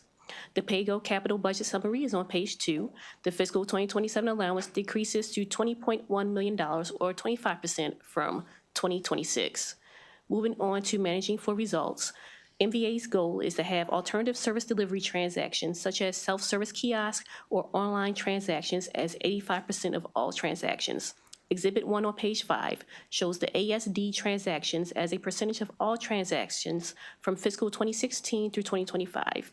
You can see in the chart that the percentage continues to increase, reaching 80.9% in fiscal 2025. On page 6 is Exhibit 2, showing the average cost per MVA transaction, which grew to just over $19 in fiscal 2025 from $16.84 in fiscal 2024. MVA should explain why the average cost per transaction increased in fiscal 2025. Exhibit 3 on page 7 shows the average customer wait and visit times. Since moving to an appointment-only system during the pandemic, wait times have decreased overall. Customers with wait times under 10 minutes was 81% in fiscal 2025, and the average wait time increased slightly to 6 minutes. Average customer visit time increased to 26 minutes. MVA should explain why the customer visit time increased in fiscal 2025. The fiscal 2027 budget includes a proposed deficiency appropriation of $2.4 million in special funds to provide additional funding for credit card processing fees, postage, law enforcement, and materials required for license plates, driver's licenses, and ID cards. MVA should explain the need for this proposed deficiency. Exhibit 4 on page 8 shows the overview of agency spending in fiscal 2027. Driver and vehicle services comprise 37% of the operating budget. 34% of agency spending is on administration and 14% on central operations. The remaining spending is on the Vehicles Emission Inspection Program, the Maryland Highway Safety Office, and motorcycle safety and insurance compliance. Exhibit 5 on page 9 represents the proposed budget and provides a breakdown of growth areas between fiscal 2026 and 2027. Fiscal 2027 increases by $3.4 million over the 2026 working appropriation. Personnel expenses increased by $3.6 million, mostly driven by a $7.4 million increase in employee and retiree health spending, partially offset by a $3.7 million decrease in regular earnings due to the transfer of IT positions to the Secretary's office and the abolition of positions as part of the BPW reduction. Increased spending in areas such as registration stickers and advertising is offset by decreases in other areas, resulting in an overall increase of only $3.4 million. Personnel data can be found on page 10. Regular positions decreased by 67 from the fiscal 2026 working appropriation. These positions were transferred to the Secretary's office as part of MDOT's efforts to consolidate IT operations. Looking at the 2026 Consolidated Transportation Program, or CTP, Exhibit 6 on page 11 shows the 6-year programmed capital spending from fiscal 2026 to 2031. The 6-year total is roughly $104 million, with 94% going towards the minor program. Since MVA's fiscal 2027 allowance is 96% minor program, Exhibit 7 on the next page provides the minor project funding by investment category for fiscal 2027. Most spending for the minor program is on system preservation at $17.5 million. The remaining is for expansion/efficiency, environment, and safety and security.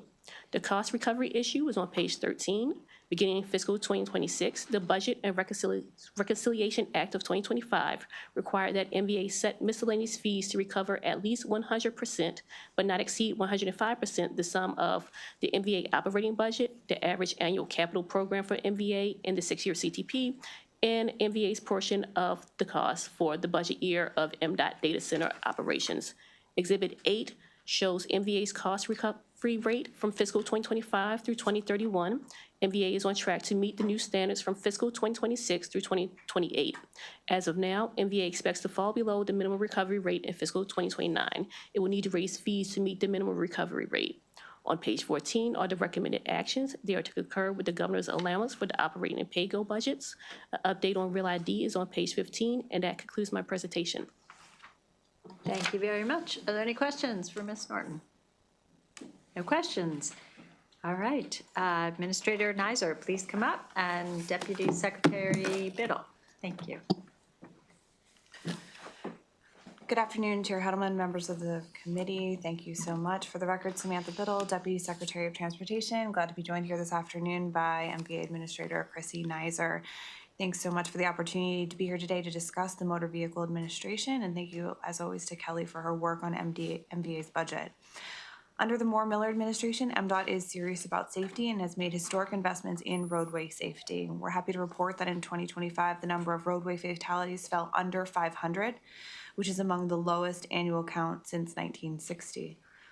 The gains were across the board, with vulnerable road user fatality reductions, which reflect the administration's targeted investment in high-risk corridors, accelerating quick-build safety improvement projects, and actively addressing high speeds near our work sites. These commitments will continue into 2026, with the governor's budget continuing to maintain record funding in the safety of our transportation network. I'll now turn things over to Administrator Neiser to provide additional information and address the DLS analysis. Thank you, Deputy Secretary. Good afternoon, Chair and members of the committee. For the record, Chrissy Neiser, MBA Administrator.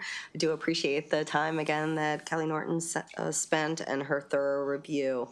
Across the state, our MBA employees are really committed and focused on providing that premier customer experience, and we're really proud of the impressive 99.5% customer satisfaction rate. Over the last year, MBA has continued to reimagine your next MBA branch experience. And in 2025, we launched a new online data dashboard to empower our customers with real-time information, increasing transparency that has up-to-date wait times, and a detailed listing of all services for our branch offices, amongst other information. As highlighted in the DLS analysis, MBA has maintained historic low wait times of 5 minutes for 2 consecutive years now. I can assure you that it is the envy of all jurisdictions when we have meetings across the country. In addition, we've maintained our commitment to safeguarding our customers' identity with our Maryland mobile ID technology. During your next visit to the MBA, you can actually check in using your mobile ID. We have more than 300,000 Marylanders that have added that to their smartphone. Not only helps with the check-in process, but it really is about the security of the customer's data. One interesting note, I know we're a few weeks away for the start of Major League Baseball. We have a partnership with the Orioles where they actually accept the mobile driver's license if you're purchasing an alcoholic beverage. We are the first Major League ballpark that accepts mobile driver's license. So again, shows that we continue to be on the front leading edge when it comes to ensuring our customers' information is protected. Under the Moore-Miller administration, the MBA has prioritized customer accessibility. Our driver's license is now available in over 15 languages, including Haitian Creole, which was recently added. In addition, we have continued to rewrite our manuals, law tests, and website into plain language to make it more understandable. We have just completed a project to redo the commercial driver's license manual into plain language. Really excited about the opportunities that will provide, hopefully, for more individuals to be able to apply for a commercial driver's license, which we know is certainly needed. We'd also like to share an update on Eric's ID law, which the legislature enacted to allow Marylanders with hidden disabilities to add that optional designation to alert our first responders. Since October 2025, 13,000 customers have actually added that notation to their ID, so a very popular program. Finally, the MBA is continuing to celebrate our one-stop shop government services across the state at our branch office. We have expanded our partnership with the Maryland Department of Veterans and Military Families and our Waldorf and Annapolis branch office more locations opening in 2026. And just this week, we opened our first co-located office with the Baltimore City Department of Social Services. So that provides residents with assistance with SNAP benefits, temporary cash assistance, and medical assistance. By leveraging our state facilities, we estimate that we're saving other state agencies about $4 million a year. In addition, we've also expanded our traditional offices by opening a new driver skills test course in Garrett County. Previously, those residents had to go down to Cumberland in order to take the skills test. For our customers who want to complete transactions from the comfort of their own home, we have our MyMBA portal with 50 different transactions, and over 2 million customers have that account. You can complete your own at mba.maryland.gov. We do operate on an appointment system, as was indicated. At the end of 2025, about 70% of our customers experience a wait time below 5 minutes and 97% below 20. Over 58,000 customers were served with a same-day appointment. We're really proud of that. So if you walk in, we will take care of you with that same-day appointment. The Deputy Secretary talked about highway safety, and that certainly is a focus of this administration. We are committed to zero fatalities. Earlier this month, we were proud to announce that traffic fatalities fell 18% last year, according to our preliminary data. But we know, regardless of what that number is, it's too many. And so we are committed to driving it down to zero. But we are proud that the progress is showing consistent downward trends. And so that vulnerable roadway users is one that we're particularly proud of, because we know it has been a challenge in Maryland. The fact that it fell by 1/3 in just a year is something that is very promising. Under Acting Secretary Thompson's leadership, we're serious about safety, and we're going to continue to invest in our communities and these priorities for all road users. As always, I want to publicly acknowledge the great work of our MBA team. All these great accomplishments that we talk about happen because of the dedicated employees we have across the state, and I'm so proud of their efforts. I'll now walk through the comments.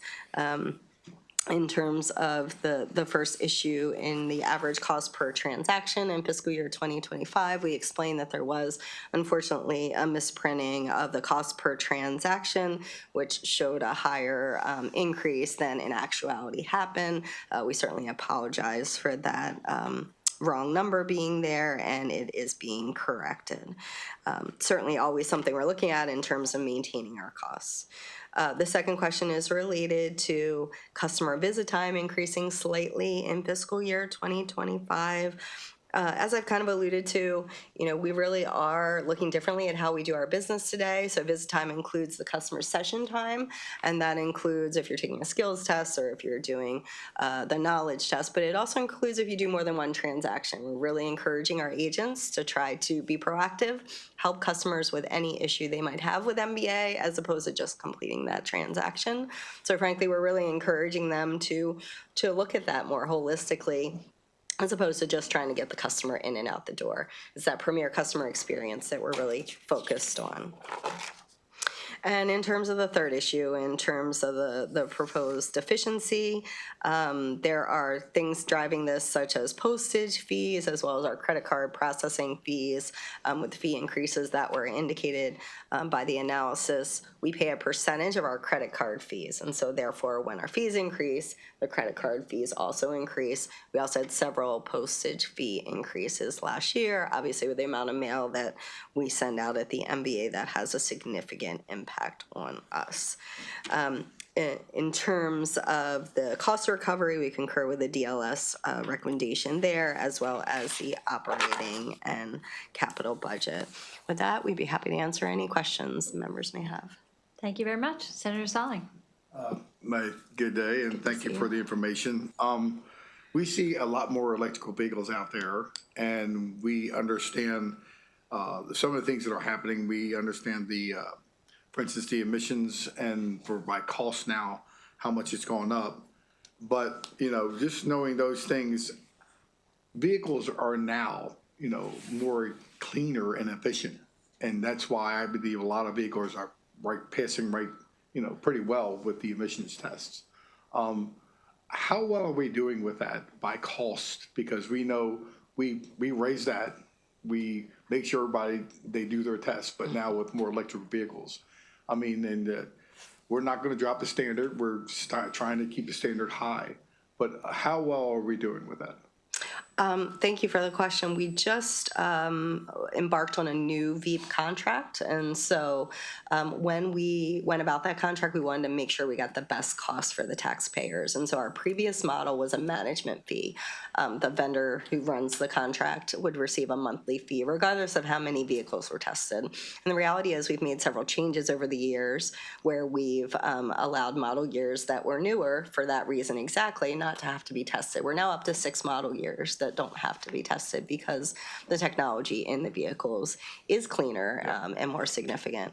And so the current model that was just passed in October of last year, the new contract that went into place, is a price per vehicle. So they get paid per vehicle that they test. That allows the state the flexibility to make different economic decisions based on what the technology says. So we work very closely with the Maryland Department of Environment to determine what changes need to be made. We're obviously the customer-facing piece of the vehicle emissions program, and they bring that environmental component and the regulatory piece as we work with EPA. And the changes, I believe, are better for us. I think that's great. But we know some vehicles that need more maintenance and have to, it's very, very costly. And there's times we've had waivers, but at the same time, we know an older vehicle just trying to get by, the cost is already doubled, but the maintenance, is that process, are we trying to make that process a little bit easier for them, or what are we doing about that as well? So there is a waiver in statute. If you perform a certain amount of repairs on your vehicle that are emissions related, then that allows you to get through that period for your VEEP compliance test. There are some senior waivers if they're driving less than a certain number of miles. We've worked with our military members so that if they don't live in a state where there's emissions testing, they can have their test waived. So there are various provisions we have in place to be customer friendly in that regard. And actually the new contract has something we have not yet implemented because we're still in the process of doing it, called motorist assistance centers. And those are really intended to help educate customers in terms of potential repairs that might need to happen to the vehicle and how to go about doing that. So we're really excited about that because we've never had that kind of proactive approach to walking customers through it. And frankly, it can be confusing. You just don't want to go take your car in to get repaired, not knowing if it's the right thing. These could be expensive repairs. What is the right way to go? And so we'll be able to give non-biased information to the customer that they can take and make decisions with. No, I appreciate that. Because I know there's a lot more costs for people that have gas vehicles, but we're not really pressing those that probably cost, if you have an electric vehicle, that's great, but, there's nothing there. And we've tried some ways to make sure we get some funds back, by charges, and that didn't go through. Are we still looking at that down the road? Well, we are paying a surcharge on the vehicle registration for electric and plug-in hybrid vehicles. So that has been in effect now for about a year. So that is part of the registration fee that they pay that someone with a gas vehicle does not. And the intention of that really is to recover, as you said, that portion of the gas tax that they're not paying because of the efficiency of those vehicles. We certainly want to encourage it from an environmental perspective, but we know from the larger Transportation Trust Fund, it does have an impact. And so the hope is to recover some of that. Yeah, and I understand that. I just want to say that I'm not a kind of person I was going to say we're going to charge everybody for everything that's out there. I just want us to be responsible to making sure that there's more than one type of vehicle out there, and we're just trying to be fair. That's right, all. So, thank to you. recover those costs. Senator Rosebud. Yeah, what's new in driverless vehicle world since we last met?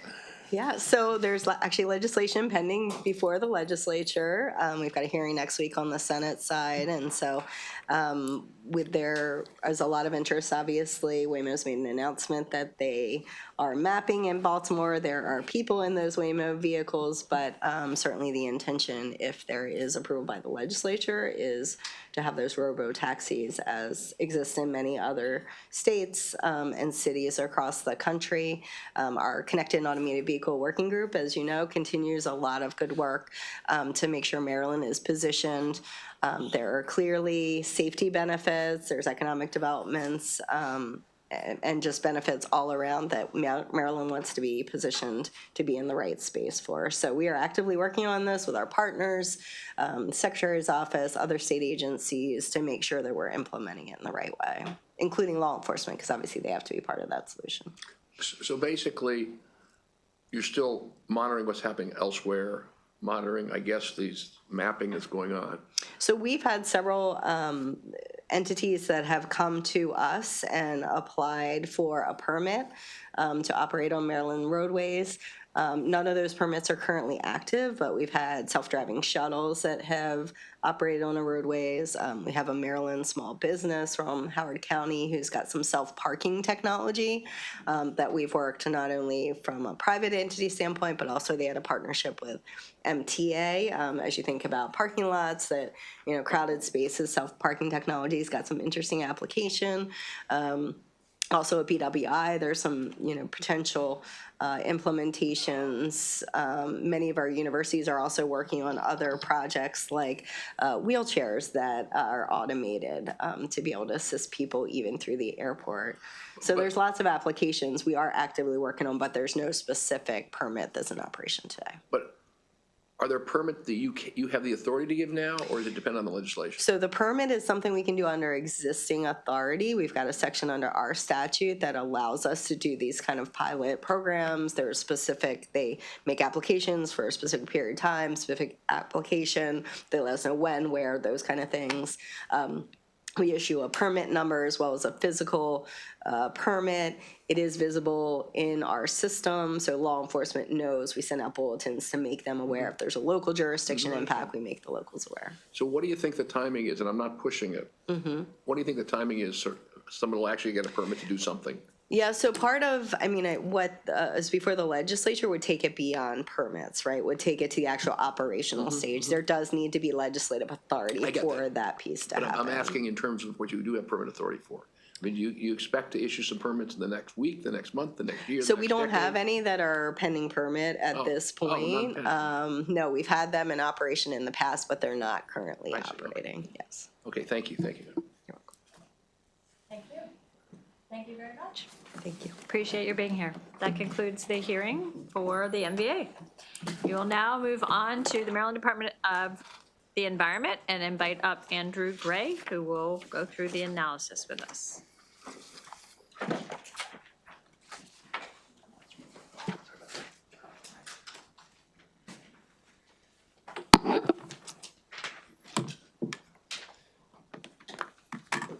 Thank you, Madam Chair. I will now present the Maryland Department's of the Environment's fiscal 2027 operating budget analysis. On page 1, you see there that the budget increases $21.6 million, or 8.7% to $269.7 million. Jumping right into the Managing for Results section, Exhibit 1 on page 9 reflects the Maryland air pollutant trends relative to the air quality standards. A lot of lines here. It's a very busy graph, but just like to point out, if you look all the way over to the far right, for 2024, we're just above 0%, which means that we have not met the ozone standard, 8-hour ozone standard. We did meet it in 2022, and then the fires up in Canada, that's a wildfire led to all sorts of air pollution. 23, we did not make it. We're just almost there for 2024. And then just one thing to highlight here in terms of a change, there's a new standard for the annual particulate matter 2.5 microns. And that means that MDA has shifted its data for the period from way back to 2002 onwards, just to reflect kind of what the new numbers look like relative to that new standard, or the old numbers look like relative to that new standard. And we're still meeting the standard, but it means we're a little bit closer to not meeting it. All right, and then in terms of the next Managing for Result exhibit is on page 11. This is Exhibit 2, children under the age of 6 tested for elevated blood lead and reported exceedances. I'd just like to highlight there that there isn't kind of the 2024 calendar year report yet that was expected in the fall of 2025. Let's comment about that. The number of children tested did go down between 2022 and 2023, yet we saw increases in the micrograms of lead per deciliter of blood that are between 5 and 10, and then also over 10. So between those 2 years. So it looks like we've seen a sort of steadying or kind of a leveling off trend of improvements there. In terms of the report, MD has had some concerns about the contractor was doing the work on the reports, delayed some of the 2022 and 23 reports. Now the 2024 report appears to be delayed as well.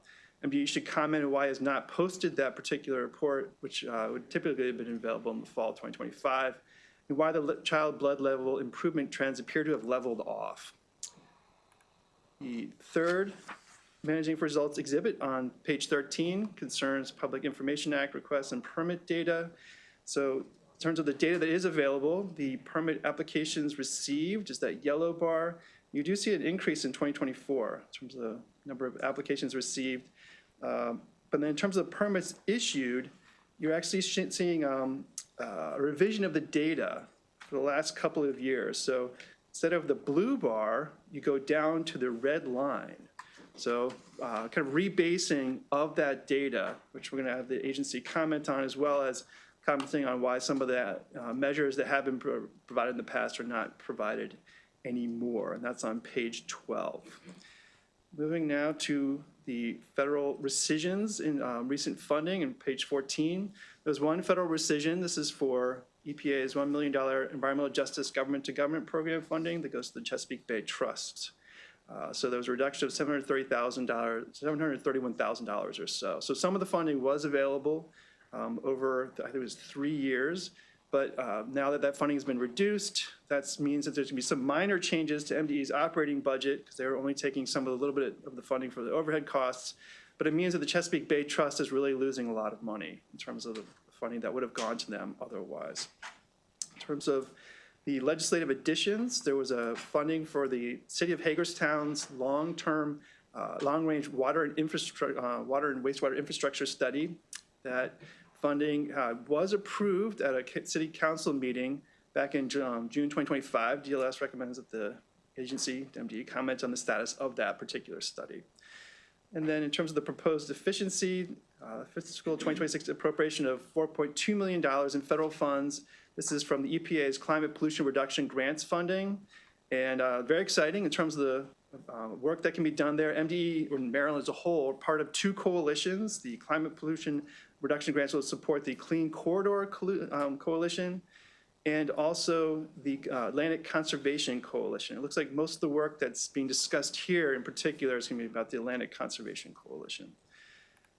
Moving on to page 15, the Exhibit 4 reflects information about the agency spending Mostly in some of the larger spending programs, the Water and Science Administration, for instance, a lot of funding there is going towards particularly certainly positions, but then also for grants. For instance, for wastewater treatment plant type work in terms of the energy or emergency and support services, and then Land and Materials Administration, primarily positions in contract funding. All right, moving now to the proposed budget, page 18, Exhibit 5. So changes for personnel, $4.8 million in employee and retiree health insurance, $2.5 million salary adjustments. But this is all sort of complicated by the fact that MDE is using the miscellaneous adjustments sub-object. What that means is there's in the budget for last year, there was money included for the fee increases, the expectation for that money to come in. That was budgeted in one particular place in the personnel expenses. The idea was that would be moved out throughout the year to kind of true up where the money is actually being used in the agency's budget. But that didn't happen. Therefore, you're seeing a big miscellaneous adjustments amount of almost $8 million. And in terms of some of the larger changes, there's a wastewater treatment plant operations and maintenance costs were double budgeted, so it's $11.1 million. I'll talk about that more in a second. Then in terms of the air policy, there's a $7 million increase for the climate pollution reduction grants. There's the $4.2 million in fiscal 2026, so $11.2 million in total in the agency's budget. So on page 19, DLS recommends that MDE comment on the appropriate allocations of the fiscal 2026 funding budgeted in the miscellaneous adjustments sub-object, that money that was supposed to be allocated out for the fee increases that came in with last year's bills.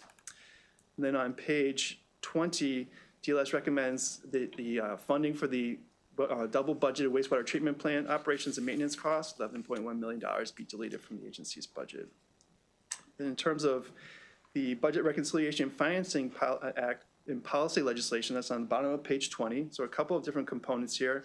First provision I'll talk about is the expansion of the Strategic Energy Investment Fund for purposes of climate change mitigation and climate change resiliency efforts, which is allowing MDE to fund a position that's currently being funded with general funds, that's the Senior Climate Advisor position, but then to change to special funds for that particular position. It's also policy legislation, the Senate Bill 108 and House Bill 250, which would authorize MDE to impose an administrative penalty for violation of provisions of the Environment Article related to appropriations of various water types. And there is a $250,000 general fund reduction, $250,000 special fund appropriation contingent on that policy legislation. Moving now to page 21, you have the personnel data. There's a regular position decrease in the allowance. This reflects a position that's been elevated, and therefore MDE is not going to fill that position after that person's moved up. So that position will be deleted. And contractual FTEs, or full-time equivalents, increased by 4 in the Air and Radiation Administration, primarily to help with the managing of the climate pollution reduction grant funding, $11.2 million in fiscal 2027. And moving on to the page 22, this is the first of a couple of 5 issues. Greenhouse gas reduction spending analysis has been submitted. So one of the concerns about climate change policy in general is the understanding of how much the state was really kind of expected to pay for it. How much more did we have to put forward? So back in 2023, the Maryland's Climate Pollution Reduction Plan noted about a $1 billion additional expenditure by the public sector. Therefore, there's kind of interest in finding out exactly where that money was going to be coming from. Exhibit 6 on page 23 reflects the most recent report by MDE on how that money is being spent for climate change purposes, $3.6 billion. 88% of that funding is for the Maryland Department of Transportation. So that's very helpful in terms of understanding kind of the allocation across the different agencies, but it doesn't incorporate any metrics in terms of the outcomes of that spending. What are we actually getting in terms of climate change reductions or greenhouse gas reductions for that? So MDE should comment on how the spending report informs prioritization of spending for climate change, whether climate change outcomes correlated to that spending could be included in a future report, and whether there has been any consideration of using a tagging mechanism to track spending as in line with the report. The idea that we're not going to probably do a sub-object for this purpose, but if we tag our spending in a particular way, then we can say, okay, this is climate change spending without modifying the budget process in any way. On page 24, issue number 2 concerns a study that was vetoed by the greenhouse gas emissions total cost return study that's vetoed by the governor. There's a special session. The General Assembly overrode that veto, so the funding is, the study will go forward, but there was $100,000 in general fund spending that was noted in the fiscal note for the original bill, and it's not clear whether the funding has actually been budgeted for that purpose, and it's also not clear that since half a year has gone by, whether that means it's going to be more difficult to meet that December 1 deadline. Therefore, DLS recommends that MDA comment on whether that money is budgeted, $100 million and $100,000, in general funds, and whether there's going to be impacts and the ability to meet that report deadline of December 1, 2026. Third issue concerns the federal climate pollution reduction grants funding. So we talked about $11.2 million in MDE's budget, but there's funding also that's expected to be provided for DNR and the Department of Agriculture. However, it's not clear in terms of looking at the agency's budgets exactly when that funding is going to be coming in. Of course, it's going to be coming potentially over a couple of years, and therefore it wouldn't necessarily be reflected in this particular budget. But that lack of clarity would be something to be nice to kind of to eliminate or to increase the clarity on that. And just commenting here that this is not necessarily going to happen, but the Trump administration did announce the elimination of the endangerment finding underpinning the greenhouse gas regulation under the Clean Air Act. So if you don't believe that something's happening, then why pay for things to stop it from happening? DLS recommends that MD comments on coordination with DNR and MDA comment on the following: the amount of overall funding for the pollution reduction grants, the funding relationship to the 2 different coalitions the MD is a part of and the state is part of, and the funding use by agency by year with metrics about outcomes and any other relevant information, including whether there's any endangerment of that funding, because of the endangerment finding about Clean Air Act, regulation of greenhouse gases. Issue number 4 on page 25 concerns the building energy performance standards. So Chapter 38 of a couple years ago, Climate Solutions Now Act did require the building of energy and performance standards to be completed by MD. MD has gone through a couple of iterations of that particular process. The legislature did have some budget bill language in fiscal 2025 restricting money until the submission of a report on energy use intensity targets, but that information could not be provided because it's not going to be available until the end of fiscal 2026, June of this year.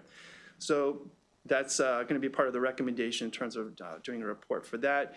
The fiscal note that kind of looked at the most recent bill related to this work that allowed MDE to kind of have a $100 annual reporting fee indexed to consumer price index indicated that the additional positions were going to be needed for this particular program. So they would need 5 positions for the bill, and then in addition, more positions would be needed to actually support the program going forward. But those positions don't look like they're actually in the budget. DLS recommends that committee narrative be adopted to complete the legislature's or the budget committee's, the restriction of funding. So it's the legislature's interest in finding out more about energy use intensity standards, and then also to comment on how the program will be going forward under, as required by current law without additional positions to support that work. The 5th and final issue concerns the fee increases that were provided for in last year's Budget Reconciliation and Financing Act and other policy bills.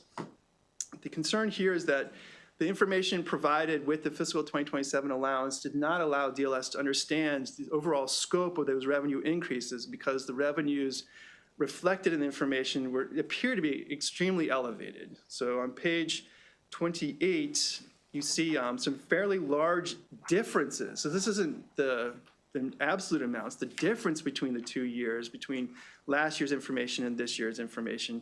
And you're seeing extraordinarily high balance information, almost more than $60 million for the Maryland Oil Disaster Containment Cleanup and Contingency Fund, which doesn't make any sense and certainly does not allow for us to understand the much smaller amount of revenues that were supposed to be coming in as a result of the Budget Reconciliation and Financing Act and of the policy bills that were passed last year. DLS recommends the MDE comments on why the revenues are so much greater than the estimated revenues under those bills.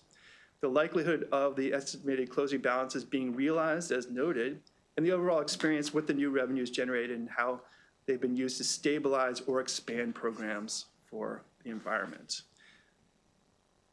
On page 29 are the operating budget recommended actions to decrease by $11.1 million special fund appropriation for the double budgeted wastewater treatment plant funding, and the incorporation of that committee narrative on energy use intensity costs that would complete the legislature's interest in this particular topic. Unless there are any questions, that concludes the presentation.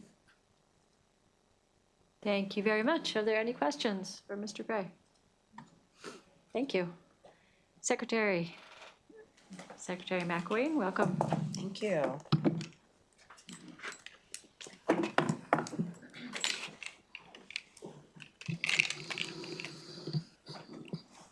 Okay. Good morning, Madam Chair and members of the committee. For the record, I am Serena McElwain, Secretary of Maryland's Department of the Environment. I'm here to present the governor's fiscal year 2027 operating budget request of $270 million, which is an increase of $22 million over fiscal year 2026. Our budget proposal reflects disciplined fiscal management, stable staffing, and targeted investments in core environmental and public health, public health responsibilities. Regarding fiscal discipline, we continue to rely less on general funds and more on federal and special funds to pay for the regulatory services that we provide our Marylanders. And we continue to identify savings in our operations. For example, we decreased our personnel costs by approximately $1.6 million. That was achieved by improving operational efficiencies and also just managing our vacancies. Through the voluntary separation program and eliminating vacancies, we absorbed or abolished 30 vacant positions, and we achieved approximately $2.6 million in annual savings. We're keeping our staffing stable, but at the same time, we are improving operational efficiency. For operational performance, we are modernizing and we are improving our service delivery at MDE, and I'll give you some examples of what we're doing. Our permit turnaround times have been reduced by 25% since 2022. We have cleared 94% of the original wastewater permit backlog.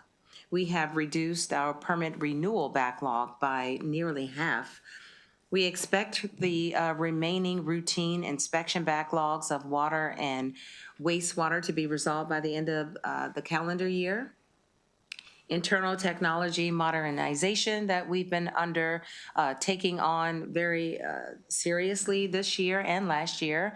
We did that, and that modernization of our IT saved us over $100,000, and we did that through automation of our grant and loan systems. These improvements are increasing accountability, transparency, and regulatory consistency. I wanted to just speak quickly about Conowingo, the Conowingo agreement we have. We finalized a $341 million settlement and a 50-year water quality certification for Conowingo Dam. The settlement has been ongoing for years, so it's something that we're proud of. We anticipate the federal licensing action to be coming in from FERC in the coming months, we hope. And because this is a historic agreement, it does allow us to finally move away from this litigation we've been caught up in for years to implementation and securing long-term environmental investments. For Back River has improved. It's in compliance. We do have a consent decree, but it has been in compliance. The pollution levels are down 60% compared to 4 years ago. Again, something to be proud of. We do continually do our regular oversight. We have community engagement. And of course, there's still data transparency. Although there's still work to be done at Back River, but the operation itself is stable, and regulatory compliance have, again, significantly improved there. regarding lead service lines. That is definitely an area of importance to us. We've inventoried nearly all of the reported service lines. The remaining challenge we have is just the verification of lines, and we're doing that. Those are those lines that we classify as unknown, so we don't know. But the utilities are required to get that, to get this verification process done by 2027. Regarding the federal environment, we're always asked about that. Yes, the federal landscape has really changed since January.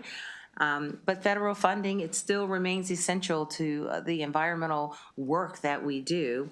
And while certain grant programs have experienced some uncertainty and some delay, we have really worked hard to minimize any operational disruption that could come from that and to make sure that we're still protecting our core services. In closing, I'll say the budget reflects, and I said this at the beginning, I'll repeat, stable staffing for us, reduced general fund pressure, operational efficiencies. We have strong enforcement and compliance performance, and strategic federal funding deployment. We're maintaining our environmental progress while at the same time we're operating within responsible fiscal constraints. And so I'm really proud, again, to present this budget and to really just talk about all the great things that we're doing and we continue to do. Open for any questions that you may have. Senator Salling. Thank you. And I want to thank you, Secretary, for your openness and your always being there, contacting me and my delegate. Yes. About Back River. Yes. We know how at one time, and we believe it still is, of course, but at one time it was critical. And we know we're in a better place. Yes, thank you. And saying that, are we making sure, because I just got a letter and I sent it out from the city of Baltimore. I'm working with them and sending it to our federal partners. And so we did send a letter directly, Madam Chair, to through Baltimore City to the federal government stating that we needed their help and their cooperation. So I did do that with them. But as well, are we making sure that we're not just maintaining, but we're educating those? And I know we said we were going to work with our community colleges and our schools, but I'm going to go along with my good senator, making sure that we're having apprenticeships and having other training and opportunities for people in the area, that if we fall back, that we don't want to do that, that we can be ahead of this. Absolutely, we are. We're working very closely with them. We will not fall back. Right. We're going to continue moving forward, and that's why my team is regularly involved and working with Baltimore City and Baltimore County. Yep. So yes, we are in lockstep together. So yes, we're continuing to do that great work. I know we were just at a bad place, and again, we're in a good place. I just want to make sure that we're ahead of this, and we continue to be ahead of that, and I appreciate that. So thank you so much, and thank you, Madam Chair. Thank you. Thank you. Senator Lewis-Young. Thank you, Madam Chair. Good afternoon. Good afternoon. There is a recommendation from DLS on page 10 regarding child blood level testing and posting a report from a prior year, and also a question as to why blood levels have leveled off. Related to the last part of that question, do we know the primary reason for elevated blood level? Do you know by category what's causing it? That is a really good question, and I do have my director here.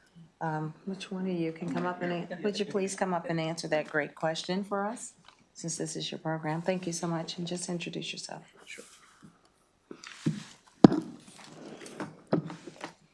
Hello, Senator Rick Kessler. I'm the Director of Land and Materials Administration, and of course, blood lead poisoning cuts across a number of our administrations. My administration houses the the lead poisoning prevention program, which is focused on lead paint primarily in the home. I think that's what the focus was of the finding.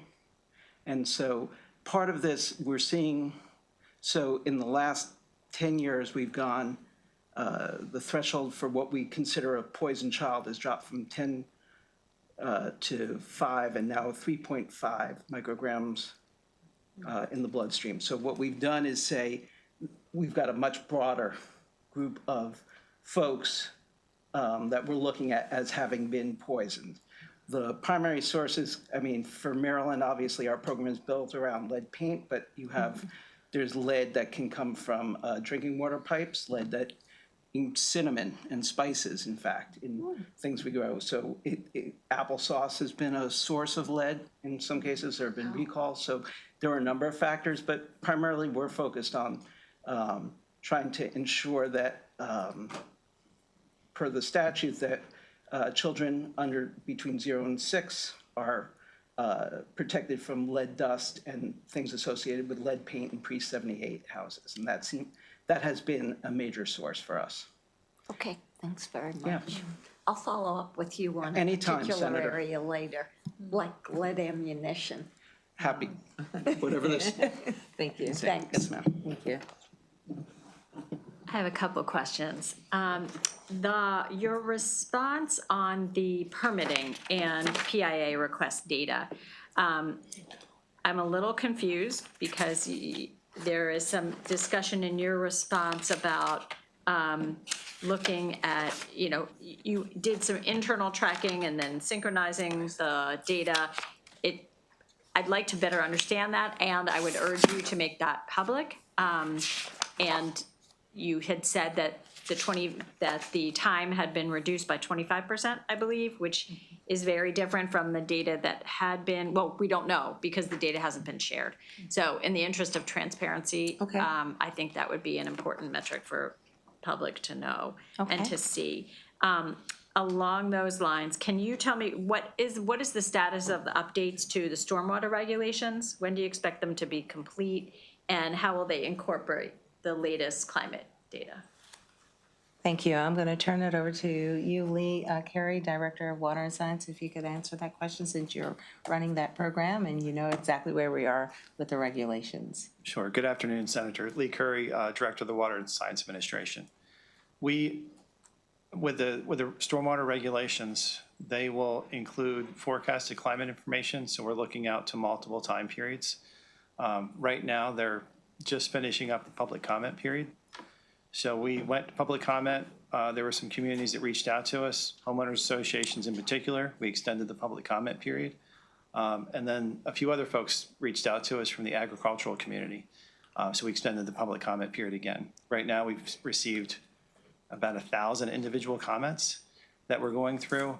Our intent is to have draft regulations out for public comment, because this was an informal listening session, out for public comment late spring, early summer. And then we'd like to, it's an aggressive schedule, but finish them up by the end of the calendar year to have final regulations in place. By the end of 2026, we can expect to see them. Yes. Okay. So I want to talk a little bit about the CAFO general permit, kind of what happened there, and what measures you're taking to ensure that for other permitting programs where EPA is delegated to MDE, that won't happen again. Okay, can you, what particular concerns are you referring to with the CAFO permit? Expiration of it? Oh, yes. So I've said it before, it is unacceptable that that permit lapsed. I can tell you now, we're going to make sure that doesn't happen again. There are a lot of reasons why internally within one of my departments that it did expire. But we're fixing that. We're making sure we have the right people. We didn't have enough staff. I don't want to give you excuses. I want to tell you that it's going to be corrected. We are correcting it. And so it did cause some issues with farmers and the agriculture community. We do have a bill pending. I think you're aware of that. All of that is to try and keep this moving forward, the CAFO permit that is. We are, I believe, just about, is it signed yet or almost, the permit? The CAFO permit? The CAFO permit is moving forward. We're hoping very early summer, late spring. Okay, so we're, hopefully this permit will be signed soon in the next couple of months. And then if you could elaborate a little bit on the analysis comments about the miscellaneous adjustments sub-object and your response, you talk about temporarily account for personnel-related fund appropriation, using that account for that. Can you shed a little light on that? And if not right now, can we follow up on that? Sure, absolutely. I'm Chia Cook. I'm the Director of Business Administration. Thank you very much for your question concerning the miscellaneous adjustments in that sub-object. And Andrew, great. Thank you very much for your questions, and certainly the communication back and forth on this question as well. As we understand, the specifics were related to the fee revenue that was associated with the recently last year's legislation that passed, and we certainly will provide the numbers if we have not already done so through January, to be able to compare our January numbers of 2026 to our January numbers of 2025 for that fee revenue, that the impact of those bills that were passed. And we can continue to provide that updated analysis to you as well. Okay. Are there any other questions at the moment? I actually do want to ask and give you an opportunity to talk about what's happening in the with the interceptor and what we're doing there in terms of ensuring water quality. It's not my part of the world, but it's some other folks' part of the world, and it's obviously affecting a number of Marylanders. So I would like you to have the opportunity to comment on where things are with the water there. Yes, we've been working very hard on the Potomac issue. I think it's this whole issue started back in January 6th, I believe. Our folks were there the next day. We've been there every day. We are doing our part. We are making sure that we're holding DC Water accountable. There is no spillage right now. So we're monitoring that. We've been testing the water. And yeah, we've done our part, and we continue to do our part, meaning Maryland. So our part is to make sure that we're looking at the implementation plan, the restoration plan that DC Water is submitting to us. So again, we're working very, very closely with them to make sure that we're protecting Maryland waters. Can Marylanders be assured in the Potomac area that their water is safe to drink and use? They can be assured that they can continue to drink the water. Again, we're testing, we're there, we're doing everything. And so, yes, Marylanders should be very comfortable in knowing that we're on it. Okay, thank you. Okay. Are there any other questions?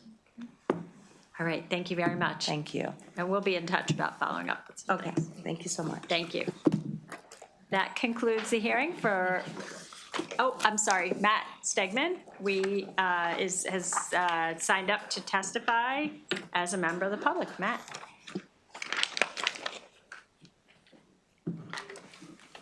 Yeah, thank you, Madam Chair, members of the committee.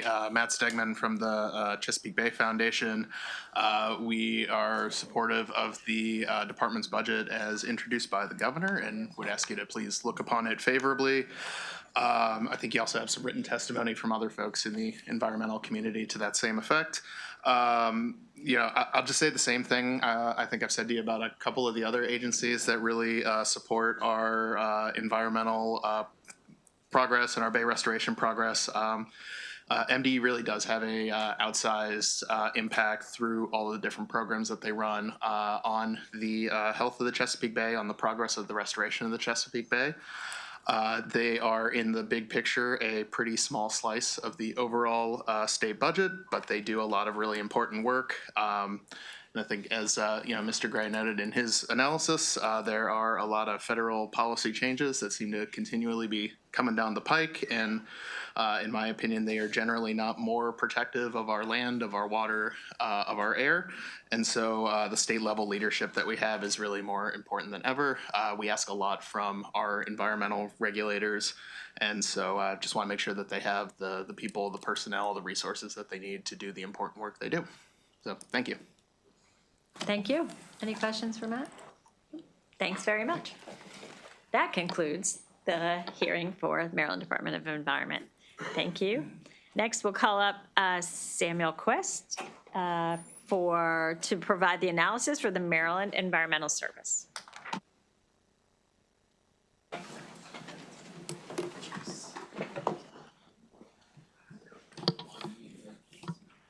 Thank you and good afternoon. The Maryland Environmental Service is a non-budgeted instrumentality of the state, which conducts a variety of environmental-related services for its clients.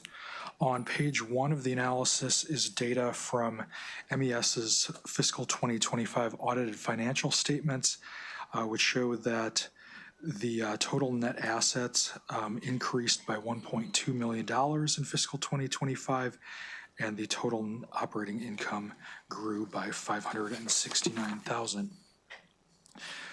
On page 2, Exhibit 1 is an overview of the revenues for fiscal 2025. MES had a total of $226.2 million in revenues, and as the pie chart shows, about 95% of that revenue came from state and local government sources. And on page 3, Exhibit 2 shows a breakdown of that revenue by business activity type. This shows that the largest categories of revenue by type were from environmental dredging and restoration, recycling, and water wastewater operations. On page 4, Exhibit 3 shows data for revenue by business activity type over the past 5-year period. Between fiscal 24 and 25, MES revenues grew by $8 million. The largest increases in revenues were in the categories of recycling, water, wastewater operations, and dredging. On page 6 of the analysis, Exhibit 4, this provides an overview of the budget data in the governor's budget books. MES operating expenses grew by a total of $11 million. Personnel expenses grow by $4.1 million, while the remainder of operating expenses grow by $6.9 million. On page 7, Exhibit 5 shows a summary of reimbursable projects by agency in the fiscal 27 budget. MES has 2 main arrangements for conducting projects with state facilities, reimbursable projects which are pursuant to Board of Public Works directive that MES operate water and wastewater drinking facilities on behalf of state agencies. And then the second arrangement is contractual projects in which MES has a contract with the state agency to complete a project. So in Exhibit 5 for reimbursable projects, you can see the majority of those, about 74%, are for projects at Department of Public Safety and Correctional Services facilities, and then followed by projects with the DNR are about 12%.